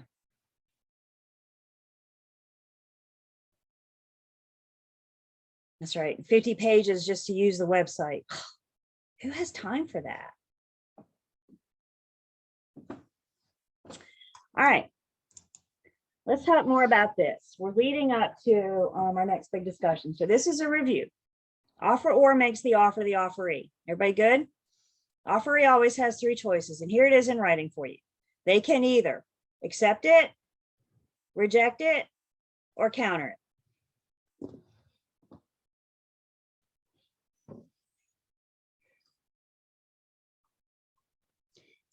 When we're forming a contract, this is our mutual assent, our meeting of the minds. The two parties are coming together and agreeing to enter into a contract. So you have the buyer making the offer to the seller. The buyer's the offeror, the seller's the offeree. Why is the buyer the offeror? Not because they're the buyer, but because they're the one making the offer. The seller is receiving the offer, they're the receivee. Seller has three choices. In contract law, specifically our offer to purchase and contract, there's this magic moment in time when it goes from being an offer to a contract. An offer, we're through the throes of negotiation. We're still considering. Contract, we are legally bound to each other. And there's a specific period of time, and I need two things to happen in order for it to go from being an offer to a contract. The first thing that we have to have happen is the last offeree has to accept. And by accepting, they are agreeing to all the terms exactly how they are. Zero change. For your test, when you see that an offer has been accepted, know that it's been signed. When you see accepted for your test, know that it's been signed. In the real world, you need to verify it. We'll talk more about that when you come see me in post licensing. But let's keep it simple for right now. Everybody hear me? For your test, when it says that it's been accepted, we know that it's been signed. So step one, the last offeree accepts. Step two, the offeror has to know that their offer's been accepted. So the last offeree signs, and then communication of acceptance goes back to the offeror. The person given the offer has got to know that their offer has been accepted. So let's walk through this. You're a buyer's agent. We're going to throw agents in this mix in just a second. But right now, you're a buyer's agent.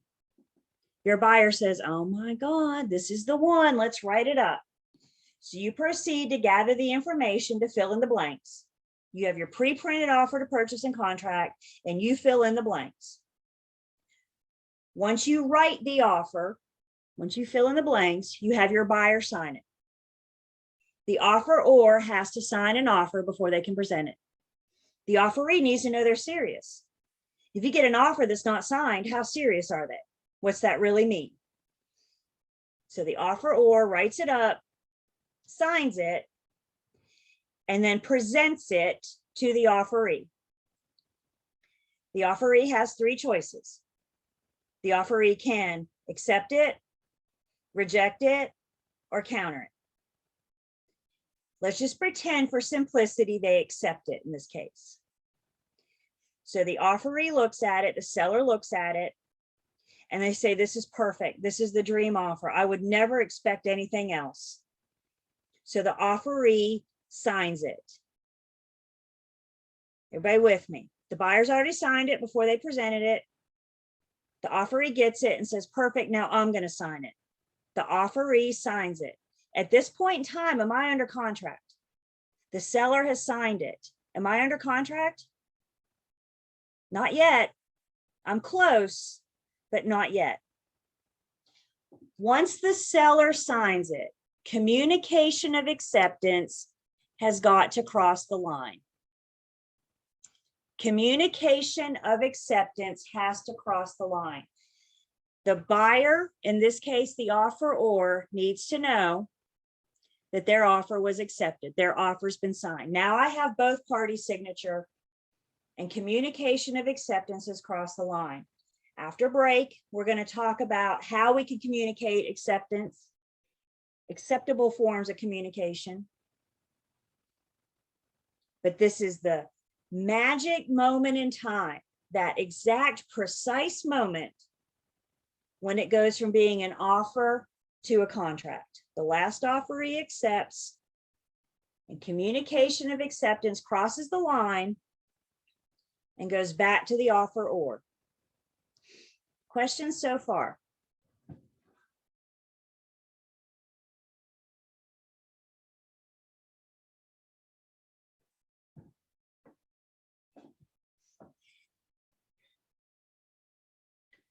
So let's go ahead and take our break.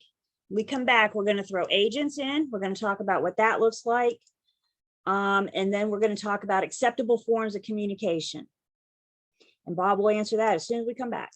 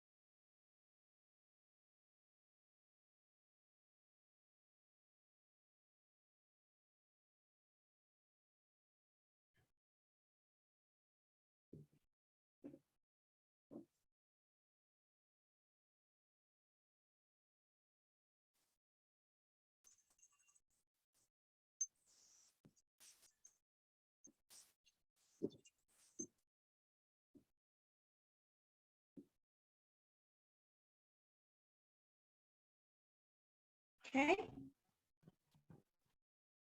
Go back for the last hour. Getting ready to get into offer the purchase and contract. So that's always exciting. All right, so let's take attendance. Didn't work.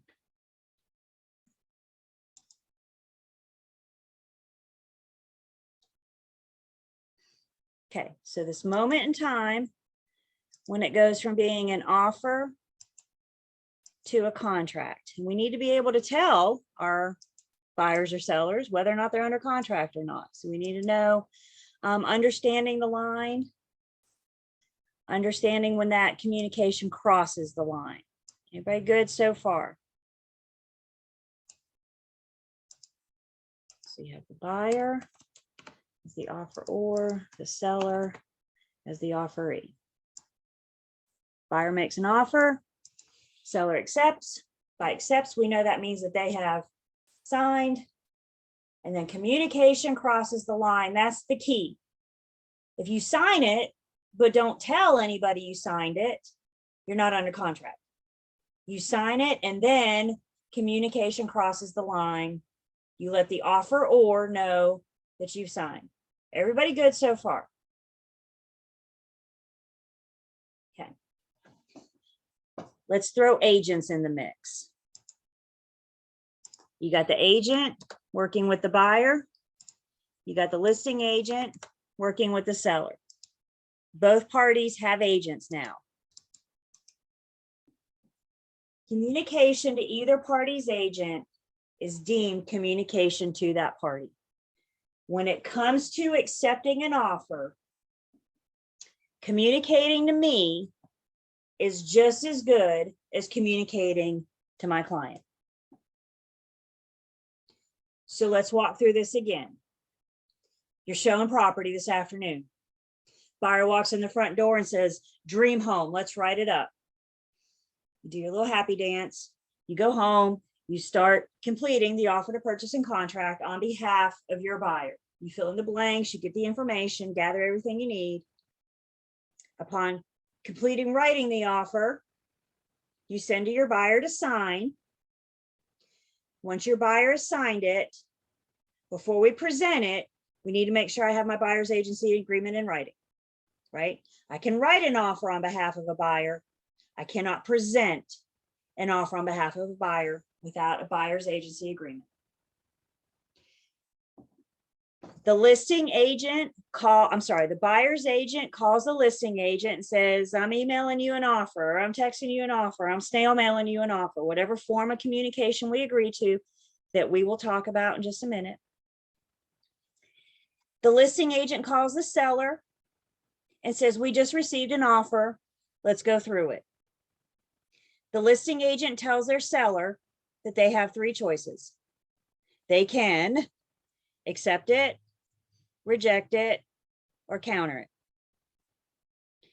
For simplicity, let's say the seller accepts it.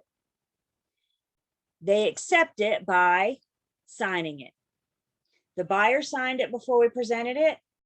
The seller signs his acceptance.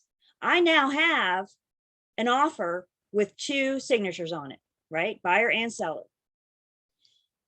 Seller calls their agent and says, I've accepted. Did communication cross the line when the seller called their agent? The seller called the listing agent. Did communication cross the line? No. So at this point, I'm not under contract.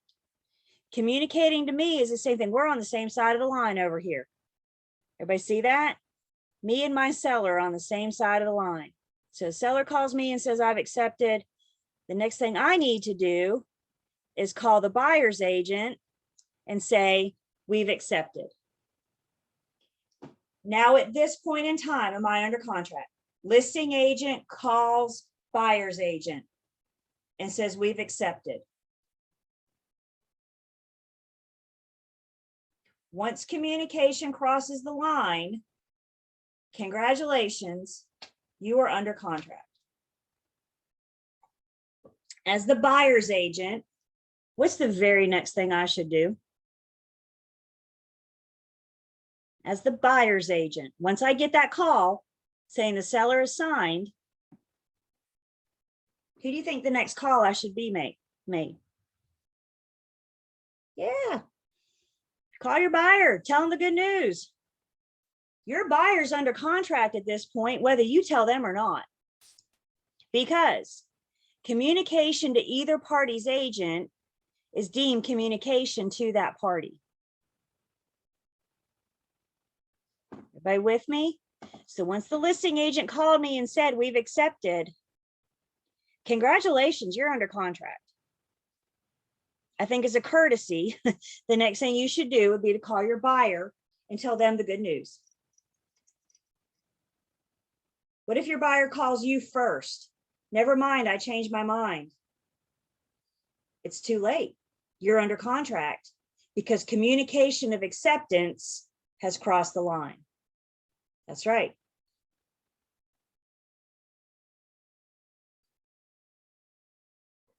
Communication, especially when we're negotiating an offer, when that offer is becoming a contract, is so very important. What questions do I have on this? And again, we're going to talk, don't ask me about the different forms of communication. We're talking about that next. I'm going to go back for 1 second. 2 things. I've got to have these 2 things.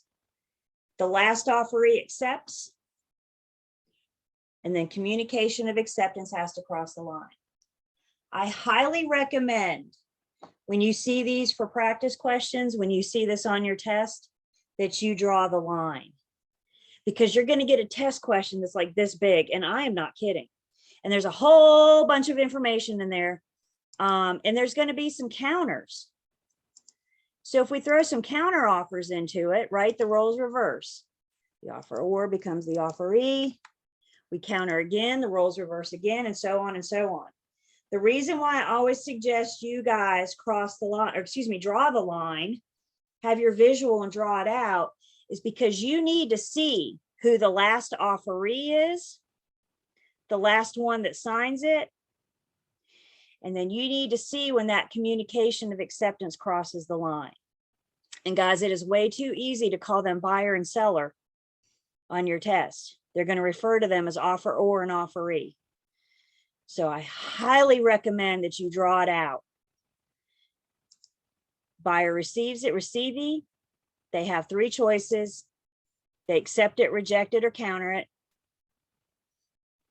Assuming they accept the counter offer, they notify their agent. Is that crossing the line when the buyer calls their agent?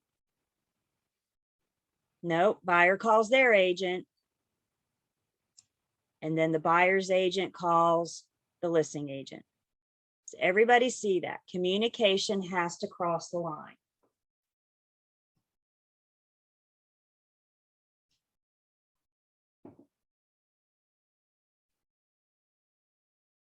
Once the agents communicate acceptance, no matter what side of the line you're on, let your party know that they're under contract before you call whomever's closest to you in life, mom, dad, significant other. Before you call them, call your buyer or seller first, and then you call your family and say, we're under contract, and you do a little happy dance. Not a full-on celebration just yet. We're not going to fully celebrate until we get this thing closed. But we can celebrate the small steps. Getting it under contract is definitely a small step. What questions do I have on this?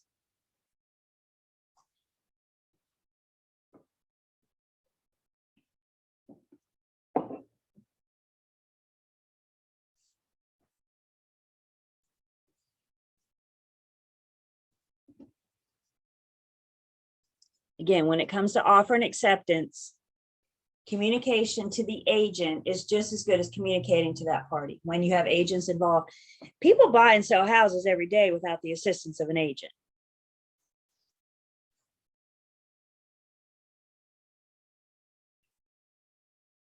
So when you have an agent involved, communicating to me is just as good as communicating to my client.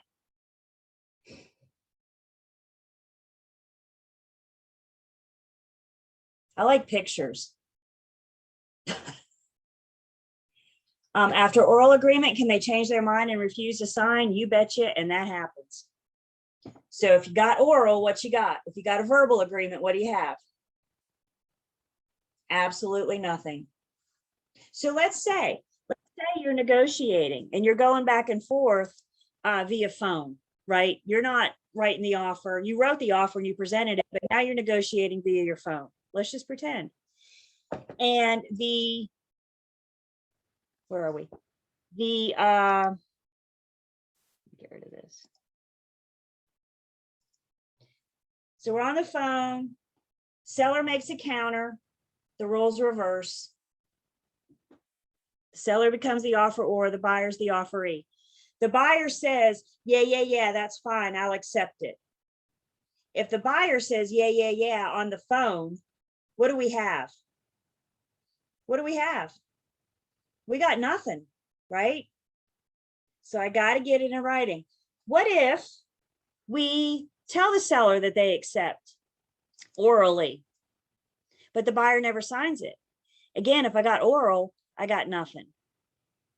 Yeah, I was doing an open house a couple years ago, and this couple came in, and I can always tell when people have been trained to go open housing when they're working with an agent, because I open the front door for them and I say, hey, folks, some comment on the weather, come on in. And immediately they go, I'm working with an agent. Cool, you're working with a good agent because they trained you how to go open housing. So good for your agent. But they tell me from the get-go, I'm working with an agent. So these guys come in, they tell me they're working with an agent. I say, come on in. They have a look around. They come back to me at the front door and I say, do you guys have any questions? And they said, no, we're just kind of looking. They said, we have an agent. We feel a little defeated. They said, we had verbal acceptance from a seller to go under contract.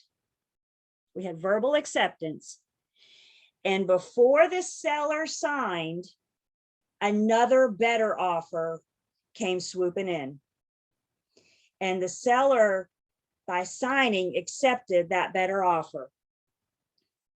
And those guys felt defeated because they had verbal acceptance. But if you have verbal, what you got? What you got if you have verbal? Nothing. Nothing. See the importance of moving fast. See the importance of communicating. And then that couple said something that really they said, we don't play that game. And I thought to myself, this isn't a game. This is contract law. This is how contracts are formed. I felt bad for that couple. I know they felt defeated, and I don't know why the seller didn't sign it right away. Maybe they were in the car traveling, or maybe they were at work. I don't know why. But what I do know is that buyer's offer never got accepted because another better offer came swooping in, and the seller has the right to accept any offer they want at any time. So if offer number 2 is better, put yourself in the seller's shoes. If offer number 2 is better, which one are you signing? You're signing the better offer. So let's see, I got a couple questions. If a buyer backs out after acceptance has crossed the line, we're going to talk about buyer and seller remedies in just a minute. So what happens if once we cross the line? Congratulations, we're under contract. What happens if we don't want to be under contract anymore? We're going to talk about remedies for each party.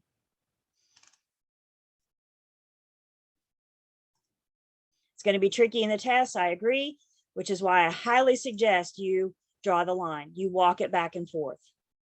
And that's why we said this. Please make a note of this. When you see the word accept, they're not going to tell you it's verbal or it's in writing. I'm telling you, when you see the word accept, know that it's been signed. I'm trying to make it less tricky for you guys. You're right. The test is not going to say they verbally accepted. When you see the word accept, you know that it's been signed. We'll hash this down further when you come see me in post licensing.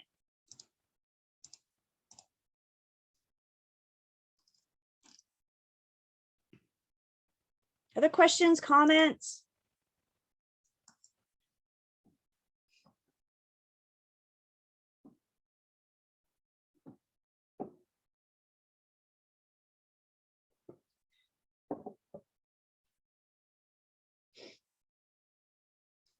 Okay, so how do we communicate? How do we communicate between the offeror and the offeree? How do we communicate acceptance? Well, bottom line, we can communicate in any method that we agree to. The parties can communicate in any method they agree to. Is it snail mail? Is it email? Is it carrier pigeon? Doesn't matter, whatever the parties agree to. So some examples of traditional methods, you can just straight up pick up the phone and call them and say, we accept. You can fax it to them if y'all remember what a fax machine is. You can snail mail it to them. Guys, not everybody has an email. Did y'all know that? Not everybody has an email. If you're going to snail mail it to them, your book on page 286 talks about something called the mailbox rule. The mailbox rules apply only when you're creating a contract. It doesn't apply when you're negotiating the offer. It doesn't apply when you're terminating. The mailbox rule only applies when you're creating a contract. And what the mailbox rule says is once the properly addressed contract has been placed in a federally related mailbox, communication of acceptance has happened. It doesn't matter that the recipient may not receive it for 3 days or here lately 5. Communication of acceptance using the mailbox rule says once the properly addressed envelope has been placed in the federally related mailbox. Y'all still see some of those big blue post office mailboxes, or just taking it to the post office. The mailbox on your front porch or your front yard is not a federally related mailbox. And the mailbox rule says communication of acceptance has happened once you place it in the mailbox.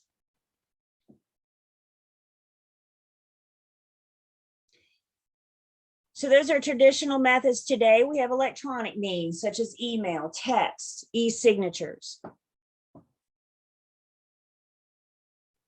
When it comes to email and texts,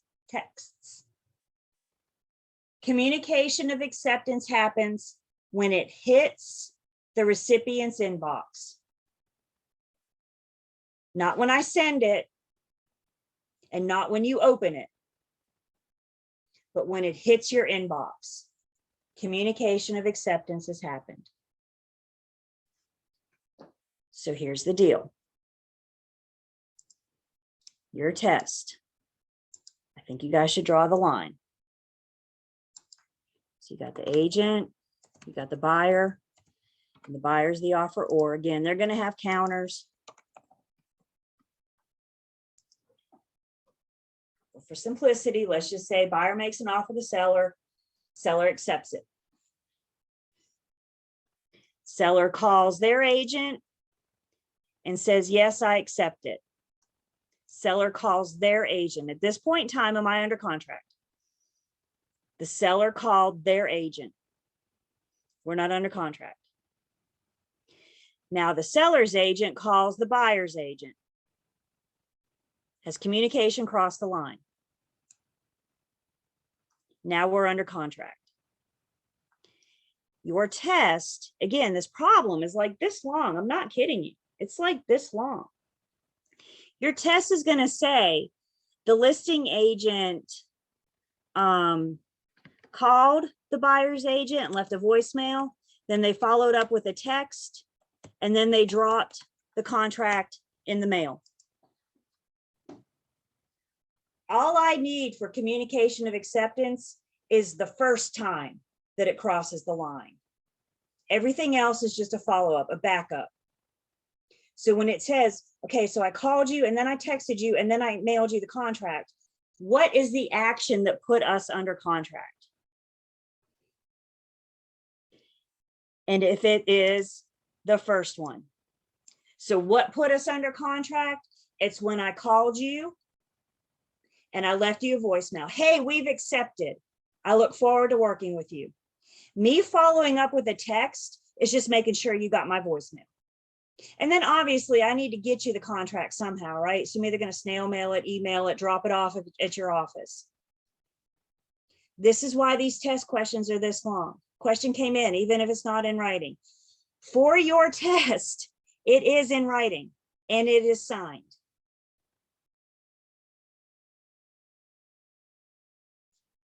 Why are you calling? Because you have a signed contract.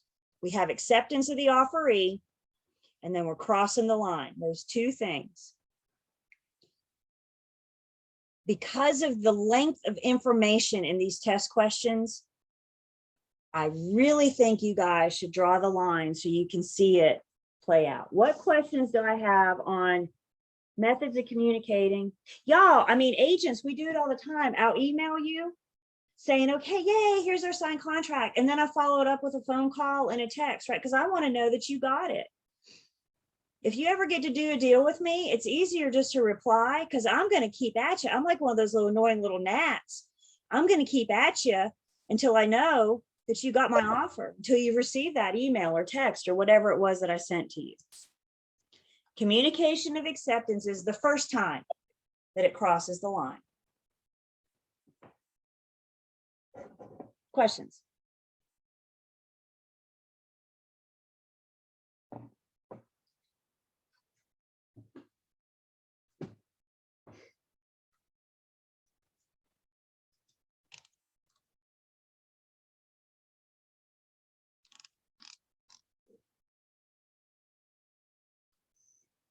So let's see.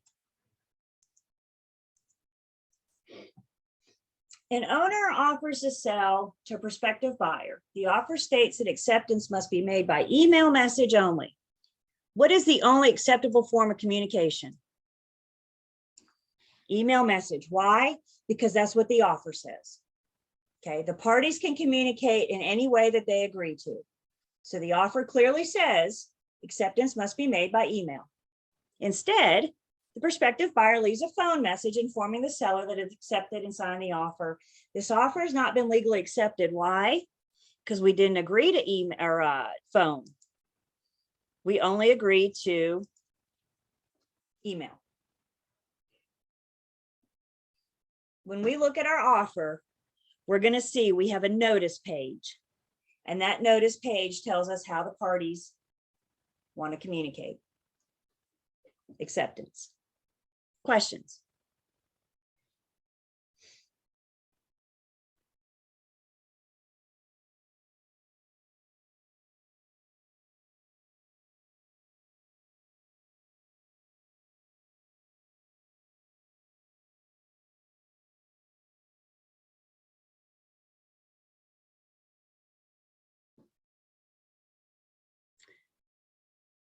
Question came in. So is that a termination of an offer? It's not been legally accepted yet, right? Like we could still swoop in and email it, hopefully maybe get this thing under contract, right? You got to follow the rules sometimes. So it's not terminated yet. Now, if you never email it, then, right, because it never became accepted.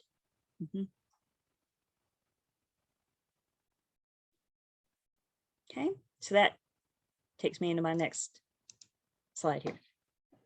Termination of an offer. Please note, this is terminating an offer.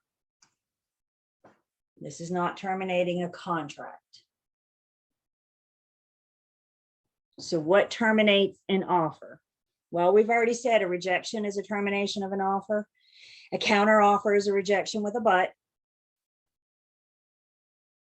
So either one of those would terminate the offer.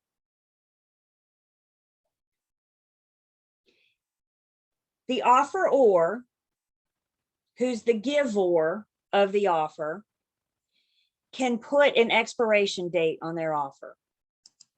The offeror can say this offer is good through February 2nd at 5 p.m.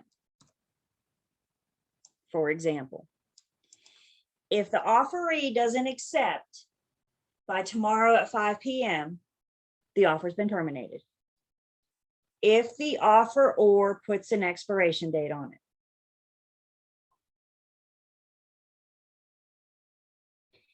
It can also expire within a reasonable amount of time. What's a reasonable amount of time? Well, the judge may be able to help you answer that.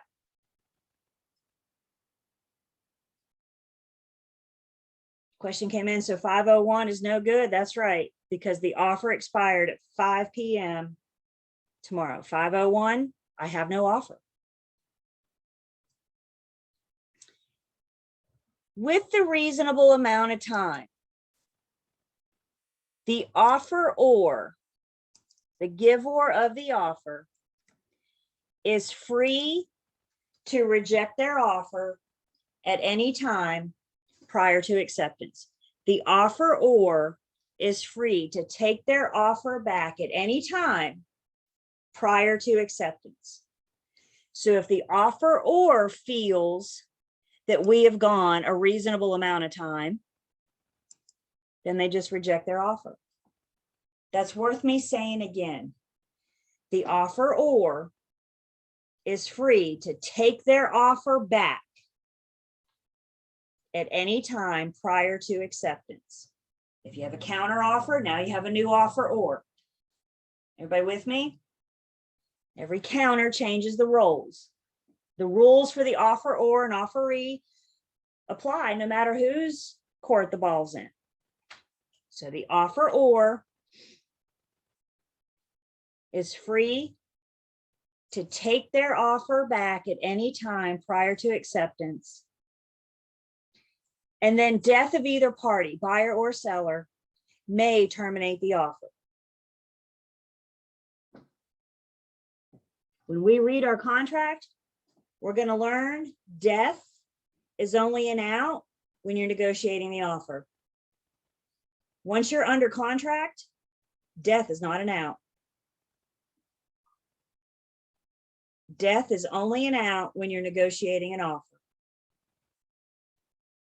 If buyer or seller pass away while we're under contract, their heirs are expected to continue on with the contract, honoring their loved one's wishes to buy or sell. And if the heirs can't or won't, they're in breach. And they'll face the consequences of breach for that party that are spelled out in the offer to purchase and contract. Death is only an out when you're negotiating the offer. Questions?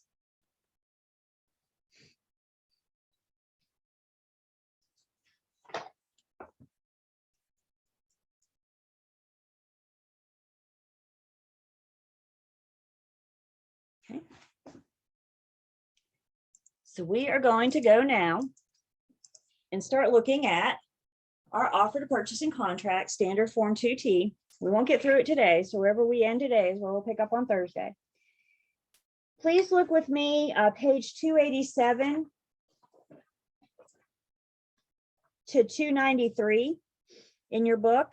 287 to 293 are the major provisions of our form 2T that we're getting ready to go through. As with the agency agreements, I went through 2T and highlighted, which you may need to see on your test, 287 to 293.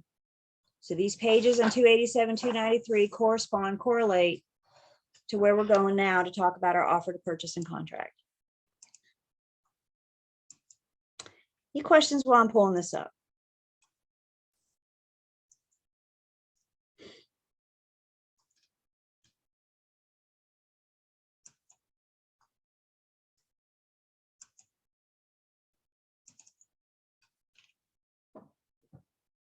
Okay.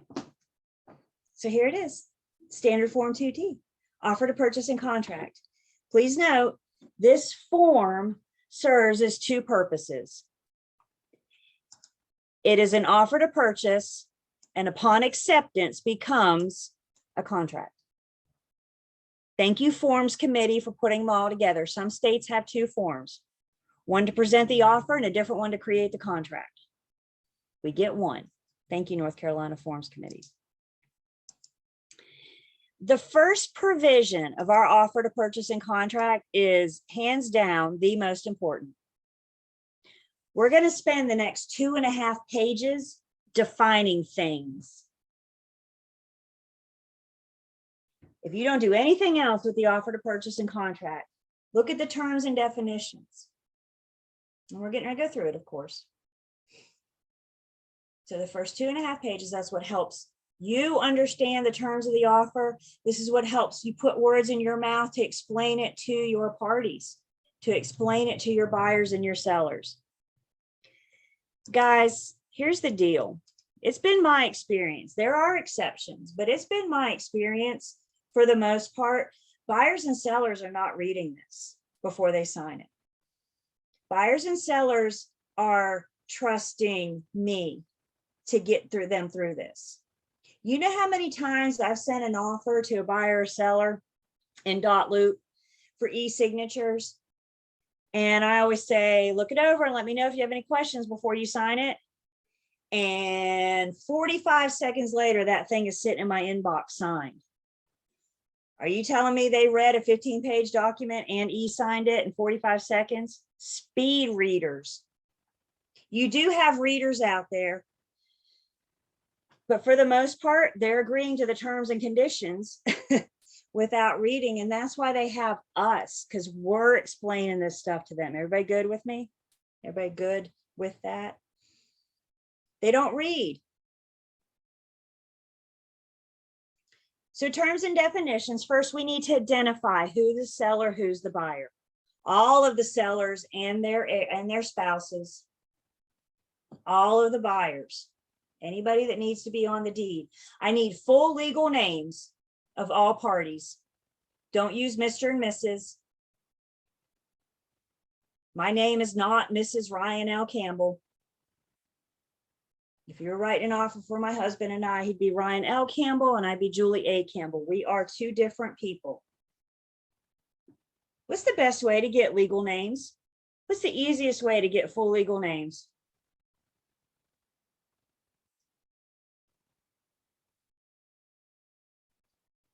Yeah.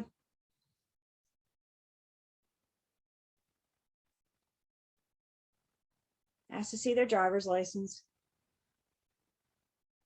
You know what the attorney's going to ask for at closing? They're going to want to see their driver's license. So let's make sure we're all talking about the same person up front. So we define the buyer and the seller. Now we're going to define the property. We have our street address, city, zip, county. It's a North Carolina form, so the property is located within North Carolina. Remember back in Unit 4, we said when you're conveying property, a street address alone is not sufficient. So when you're conveying property, a street address is good, but alone is not sufficient. So in addition to the street address, we have the legal description, and we're told to complete all applicable. So you got your deed book and page, your pin, your tax pin, tax ID. As much of the legal description of the property as you can that's applicable.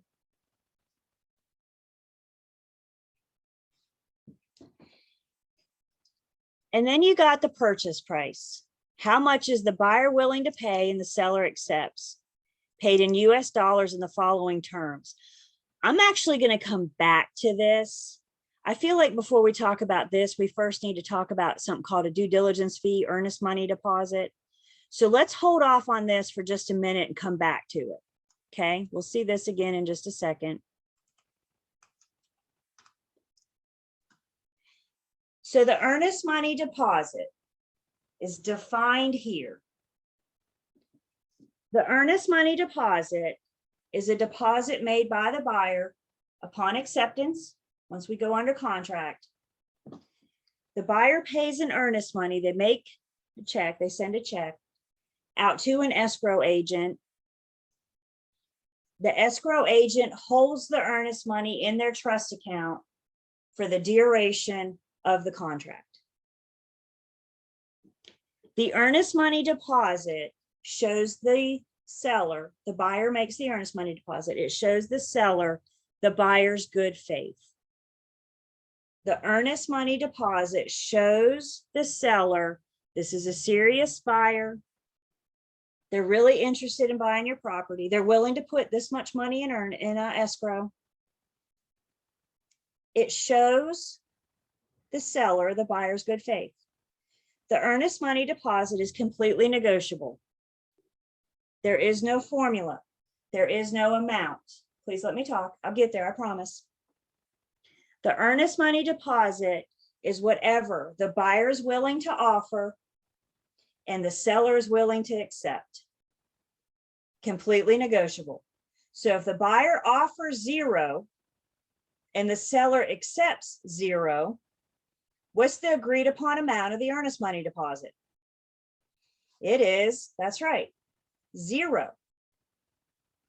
If it's $1.50, the agreed upon amount is $1.50. There is no formula. There is no, well, if the purchase price is this much. We're seeing that right now in this market. Earnest money deposits are 5 digits, easy in some cases.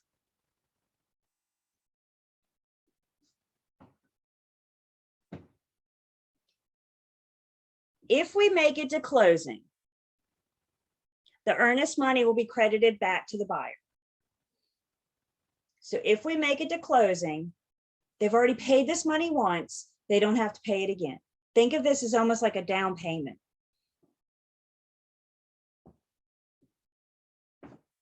If we don't make it to closing, and this is that remedy, you see where it says, see paragraph 23? I'm getting a little ahead of myself. So paragraph 23 is going to address what happens if we don't make it to closing. If we don't make it to closing, the buyer has something called a due diligence period that we're getting ready to talk about. If the buyer terminates within their due diligence period, they get their earnest money back. If they terminate after their due diligence period, the seller gets the earnest money. So what's the remedy for the earnest money? It depends on when we terminate. If we terminate within due diligence, buyer gets it back. If we terminate after due diligence, the seller gets the earnest money. And I'm going to talk about due diligence in just a second. So the earnest money deposit is just the buyer showing the seller their good faith. I'm not just here kicking tires. I'm really interested in your property. And I have some money in the bank. Sellers want to know that buyers have a little bit of money in the bank. Earnest money is held by the escrow agent. The escrow agent can either be the real estate firm or it can be the closing attorney. When you affiliate with your firm, they may or may not have a trust account. We're going to talk about trust account, license, law, and commission rule. If your firm has a trust account, they'll tell you the firm's policy on handling the earnest money.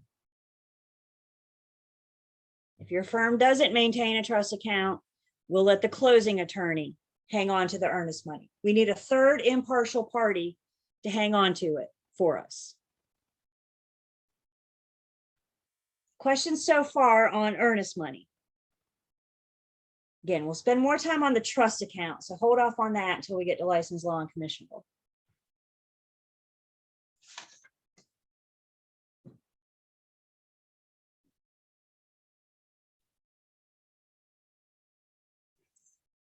I don't think you'll be tested on this, but I get asked this all the time. So let's go ahead and clear this. Parties agree real estate brokerage firm acting as the escrow agent may place the earnest money deposit in an interest-bearing trust account. Question I get is, can they earn interest off of my earnest money? Yeah, it's in the contract. They can put it in an interest-bearing trust account.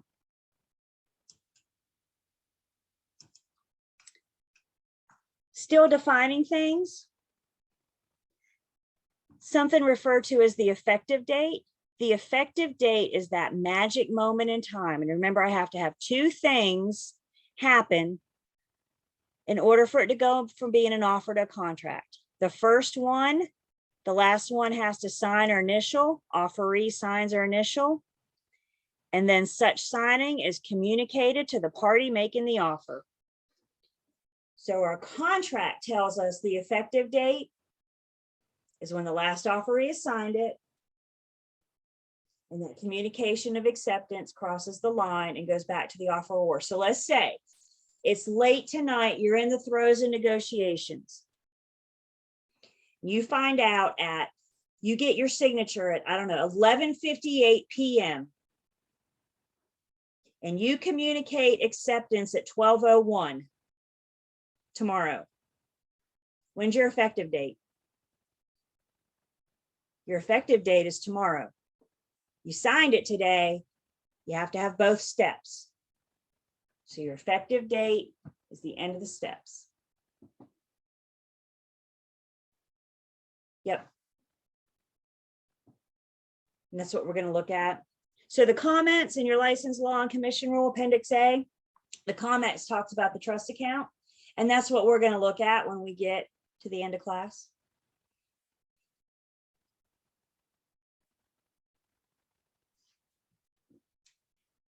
Now the contract defines our due diligence fee, and our due diligence period.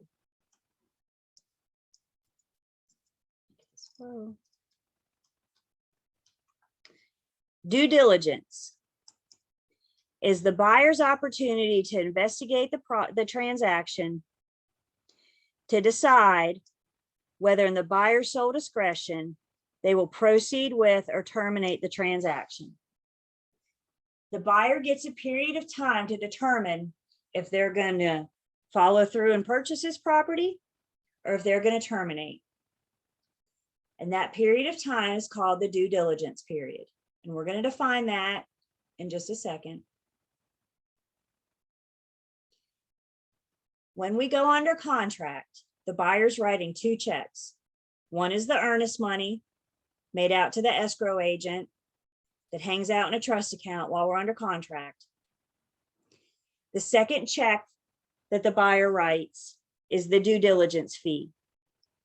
And that check is made, the buyer pays the seller.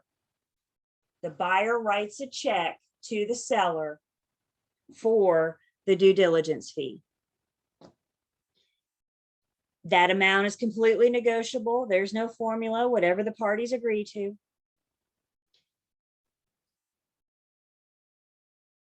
The buyer is paying the seller a due diligence fee for the right to terminate this contract for any reason or no reason at all during the due diligence period. The due diligence period is the buyer's opportunity to learn as much about the property as they possibly can. Inspections, look at reports, have their electrician come out and look at the wiring. They're learning as much about the property as they possibly can to decide, now knowing what I know, do I want to move forward with or terminate the transaction? Due diligence fee is separate from earnest money. Earnest money hangs out in a trust account with the escrow agent. Due diligence fee is paid by the buyer to the seller. Please listen. The buyer is paying the seller for the right to terminate for any reason or no reason at all. If the buyer exercises their right to terminate during due diligence, the seller will always keep the due diligence fee. The buyer will get their earnest money back. The seller can't sue the buyer for terminating. Why? Because the buyer paid for that right to terminate. They paid for the right to terminate. That's what they're paying the seller for. They're not paying the seller to take their home off the market, not have any more showings. The seller's still allowed to have showings. They can take a backup offer. What they are paying the seller for is the right to terminate for any reason or no reason. So let's talk about that. Any reason to terminate. They get a really bad home inspection report. It's bad. Nothing in this home works right. Seller's under no obligation to make any repairs, which we'll see on Thursday later in our contract. Buyer can always ask, will you help me with repairs? Seller says, no, I'm not helping you with repairs. The buyer now has a decision to make. Now knowing what I know, I have this home inspection report in my hand that lists everything wrong with the house. Now knowing what I know, do I want to purchase or do I want to terminate? That would be their reason. They can also terminate for no reason. Y'all, the buyers can literally wake up the next morning and say, nah, I changed my mind. I'm going to terminate. That's what they are paying the seller for, is the right to terminate. If the buyer exercises their right to terminate within due diligence, the seller keeps the due diligence fee. That's what they paid for. The seller keeps the due diligence fee, and the buyer will get their earnest money back.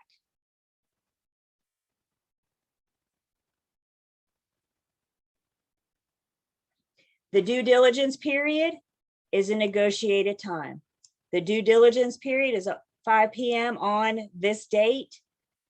Here's our time being of the essence. 5 p.m. on March 1st.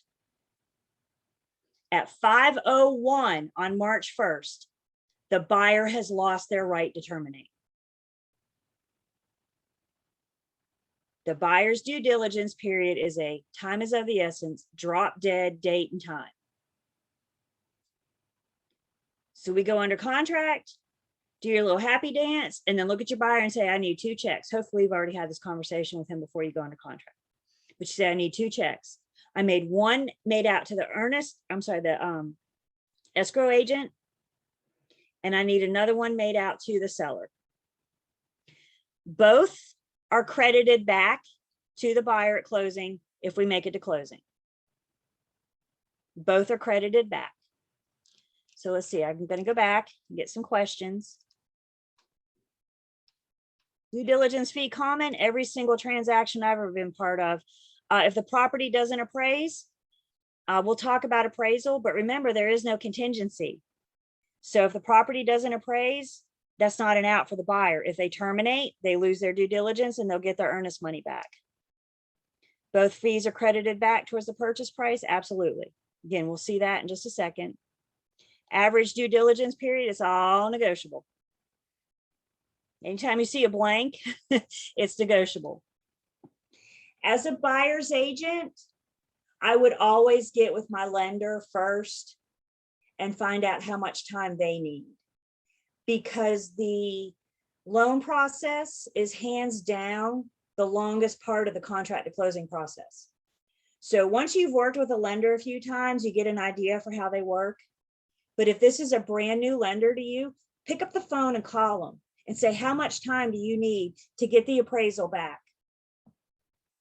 We'll talk more about the lenders when we get into Unit 10 and their process. Doesn't seem fair. Well, put yourself in the seller's shoes. Put yourself in the seller's shoes. You have somebody to go under contract, they decide to terminate, and you get what? Absolutely nothing. At least with the sellers, you get to keep that due diligence fee. You're being paid. You're being paid for the buyer to investigate the property, to decide if they want to buy. Who remembers caveat emptor? What's caveat emptor mean? Buyer beware. The seller's under no obligation to disclose anything. Remember, no representation. The seller doesn't have to do any repairs. So how can we best protect the buyer? We give them a due diligence period. We give them a period of time to investigate the property, to learn as much about the property as they possibly can, especially considering the seller doesn't have to tell them anything. You want to buy a house not knowing anything about it? I wouldn't think so. So the due diligence is our response to caveat emptor. Question came in, does the buyer always lose the due diligence? The only time the buyer will get their due diligence back is if the seller's in breach. If the seller breaches the contract, remember we talked about those consequential damages? If the seller breaches, the buyer can go after them for consequential damages, which would include the due diligence fee, whatever you paid for the home inspection, the appraisal, all those things you can prove with invoices and receipts.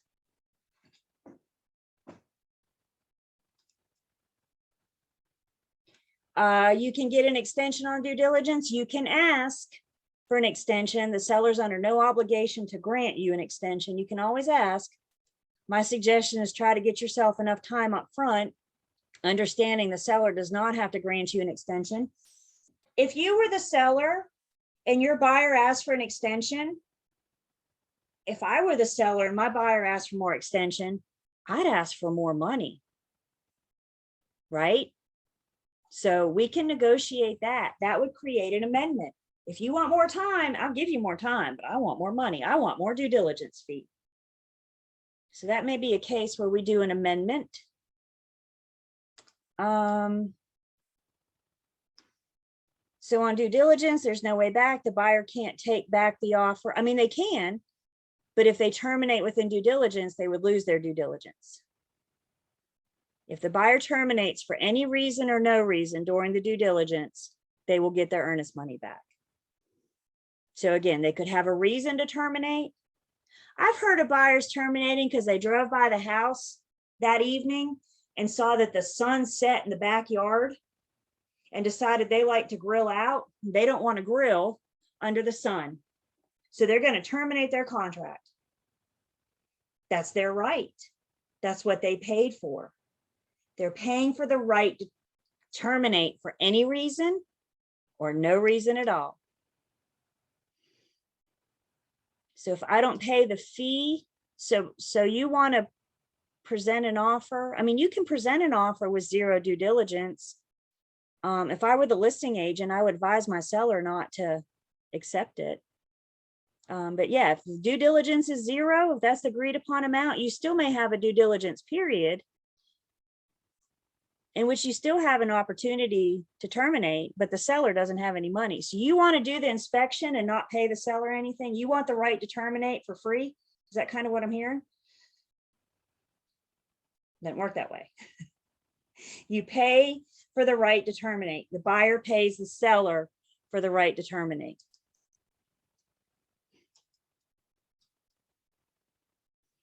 The buyer can't take it back. That's right. They're paying for that right to terminate.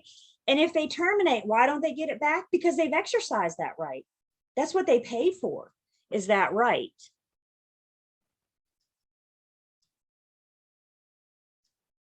Alicia, I got an article for you on just on that. Hang on one second. Both are credited. That's absolutely correct. So if we go to closing, the earnest money and the due diligence are credited back to the buyer.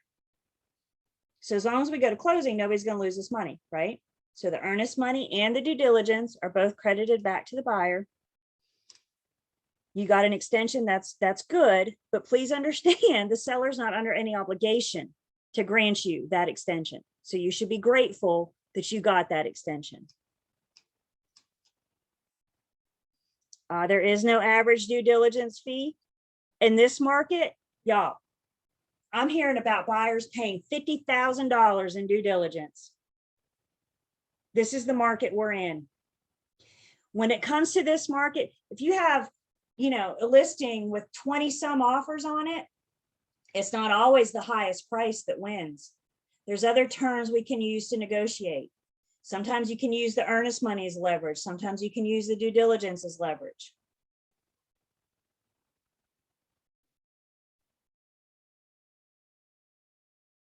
Due diligence it's part of the down payment. The buyer pays the earnest money and the due diligence. Both are credited back to the buyer at closing. So let me show you this now. Let's go back. So back up to our purchase price. Let's say you have $100,000 purchase price. They're going to pay their due diligence. Let's say the agreed upon amount is $500 due diligence. I'm just making money up. And then $500 earnest money. The top line minus all these lines tells us the buyer's new balance. So if they make 500 due diligence, 500 earnest money, the balance of the purchase price is due in settlement, some of which may be paid. So the earnest money and the due diligence are credited back to the buyer at closing.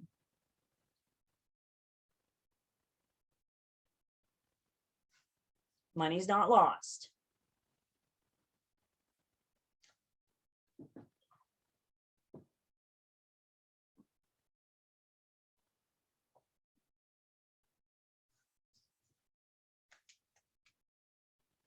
Talk about due diligence fee, and due diligence period on page 289.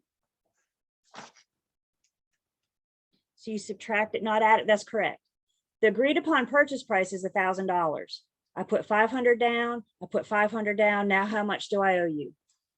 I owe you $99,000. It's credited back. We'll talk about the rest of this on Thursday. We'll start here on Thursday.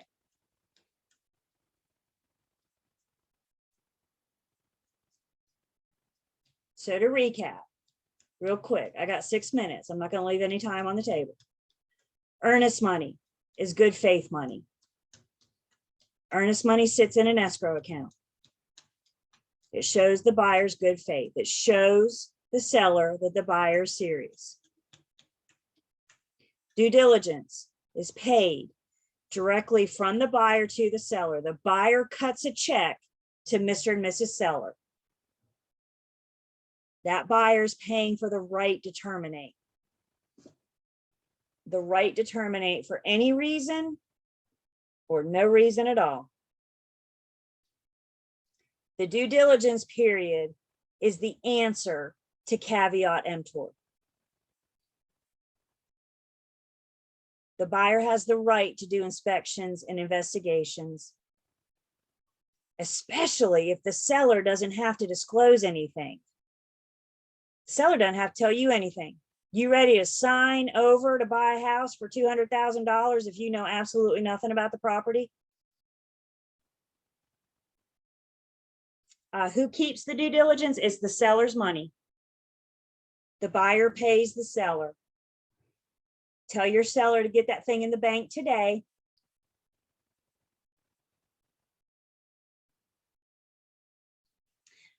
I want to leave you with this. I love the real estate commission sometimes. They sent our February e-bulletin out yesterday, and we're not going to look at disciplinary actions. We already looked at that. But they sent the e-bulletin out yesterday, and would y'all believe it includes an article about the due diligence fee?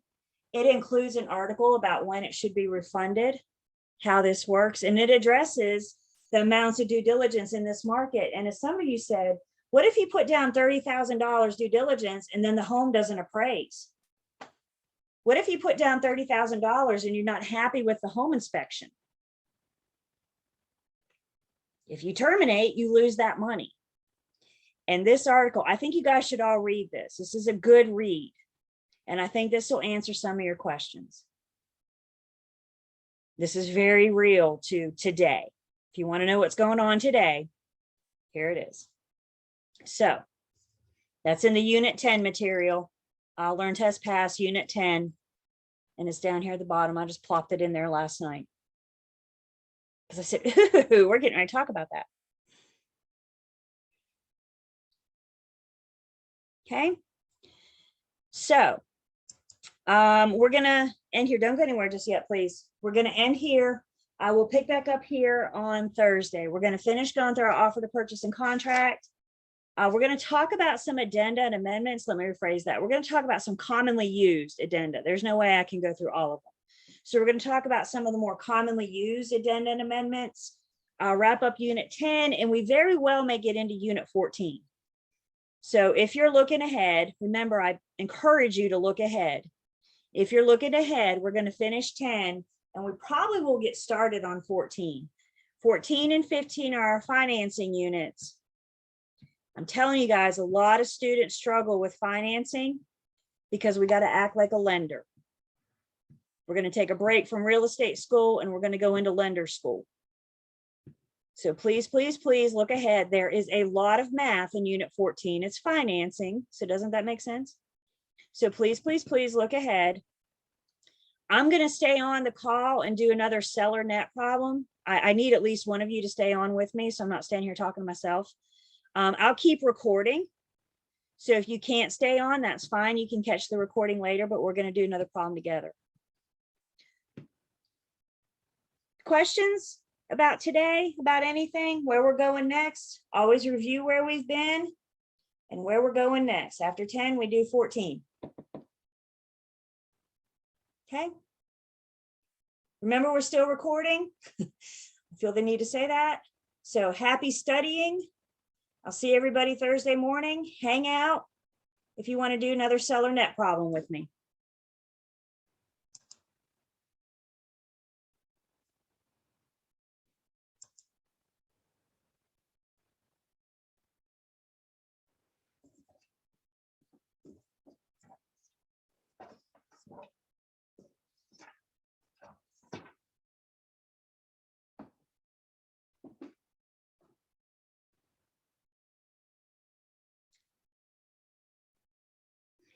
You guys here with me?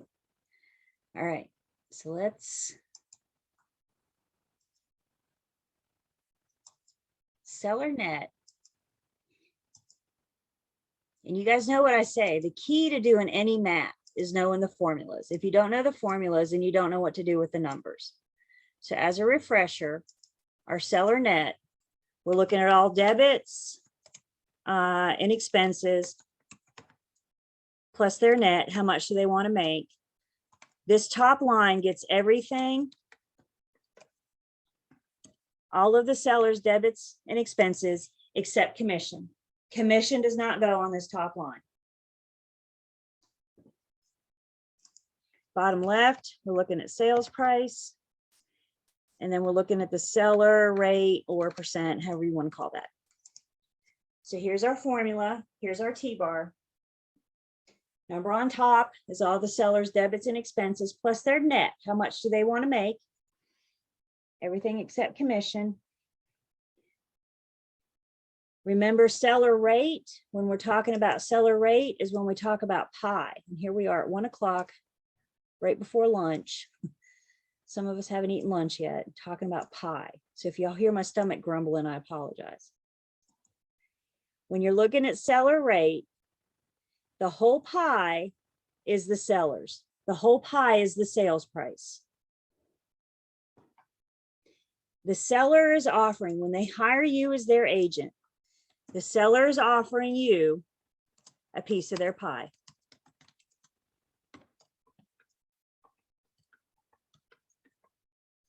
So however much of the piece of the pie the seller's offering you, they're giving you a small slither of it. That's how our commission is figured in. That's where our commission is calculated. So the seller rate is always going to be 100% minus the commission to get us a seller's rate. Questions on the formulas, the visuals, draw pie. Man, what kind of pie? Pizza pie, blueberry pie? Can y'all tell I'm hungry now?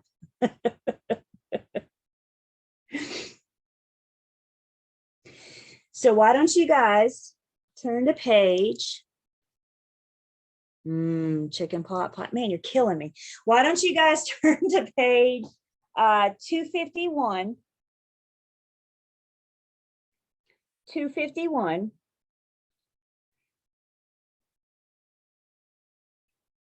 And why don't you guys take with the formulas? This is how we learn. Use the formulas to help you learn. Eventually get these formulas in your brain. Look at page 251, number 32. Let me give you guys a few minutes to do number 32, and then we'll come back together and talk about it. And you can tell me in the chat, just so I have an idea when everybody's wrapping up.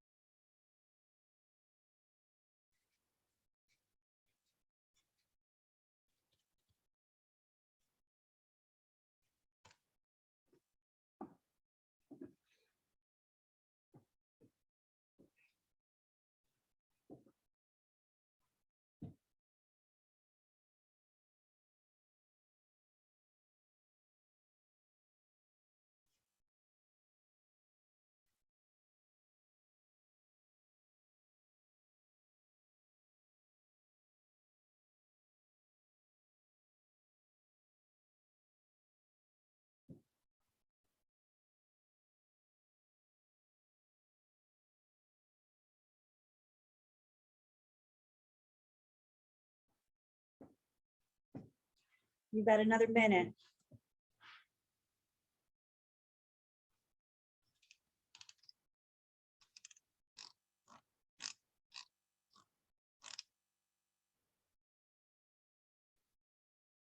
Study hard. I know you are.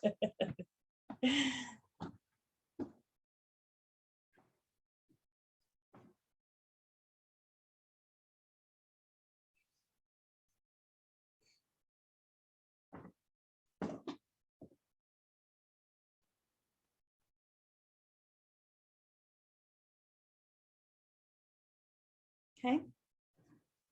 So on page 251, number 32, tells us the seller needs $120,000 to pay off their mortgage loan, $1,000 for other closing expenses, plus they would like to net $50,000 to use to purchase their next home. If the listing firm charges a 5% listing fee, what is the minimum sales price that will meet these requirements? So I've read the problem. I'm familiar with seller net, so I know I can throw down my T-bar because I know I can use a T-bar. What did I say? 32. 32. What is my X?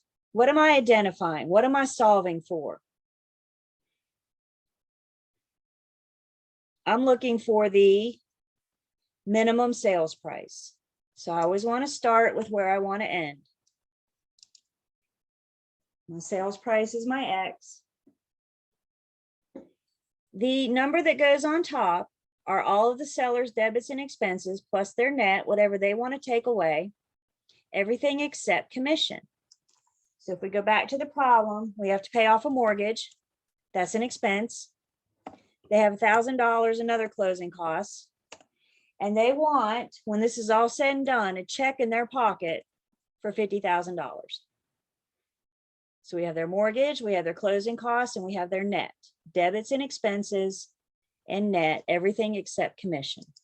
So when we add those up, the number that goes on top is $171,000. Everybody with me? Everybody good so far? See heads bob? Now we need to figure out the seller rate. The whole pie is 100%. The seller is giving you a piece of their pie. They're giving you 5%. Once they give you a piece of their pie, what's left for them?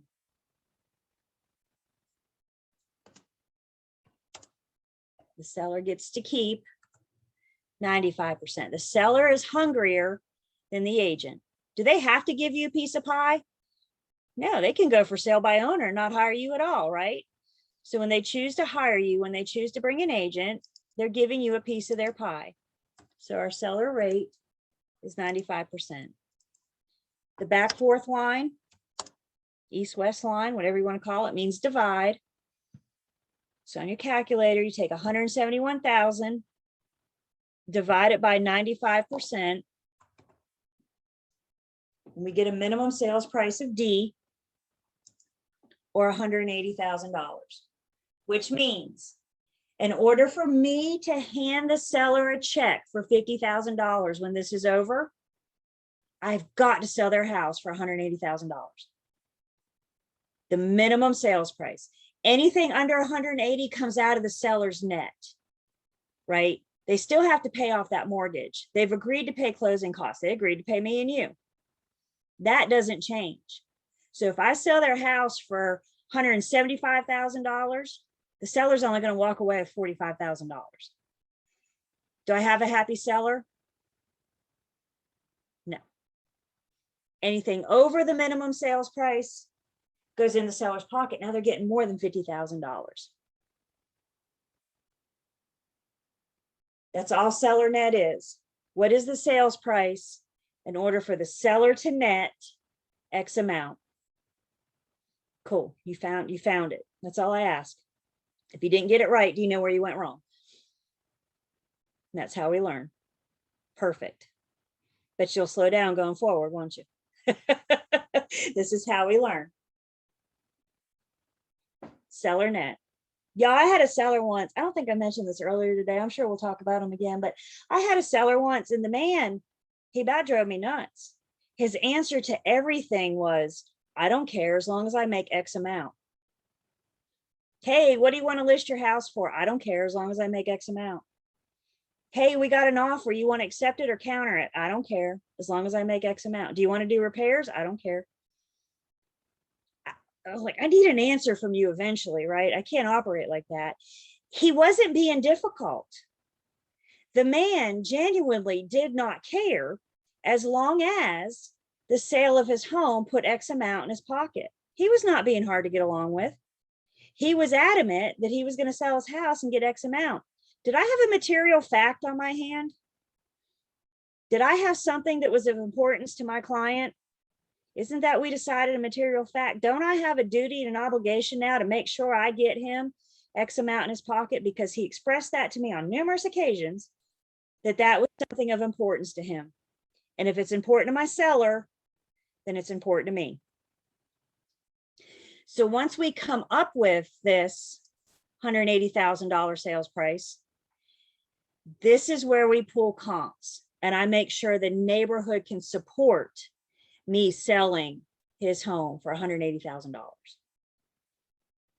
I'm not just going to guarantee I can sell your house for 180 without doing some more research, without making sure.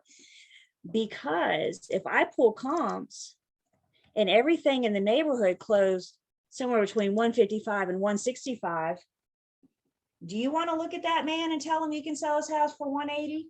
Sure, no problem. I don't know much about life, but one thing I do know is the numbers don't lie. And if the numbers are showing you that this is what 155 to 165 is what a buyer's willing to pay for a home in this neighborhood, this area, you're going to have a hard time finding one that's going to pay 180, not unless there's something really special or unique to that property. Questions, comments?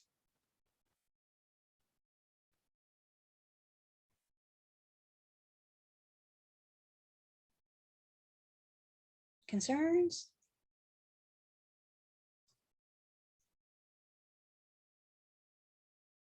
That help going through it again?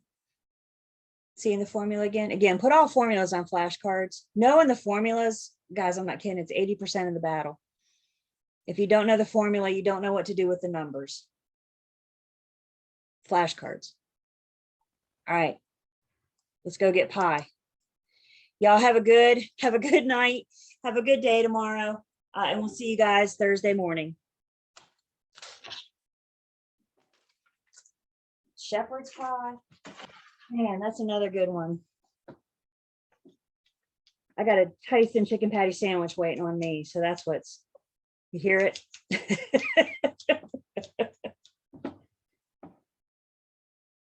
Good night, or good night, good day. You know what I mean.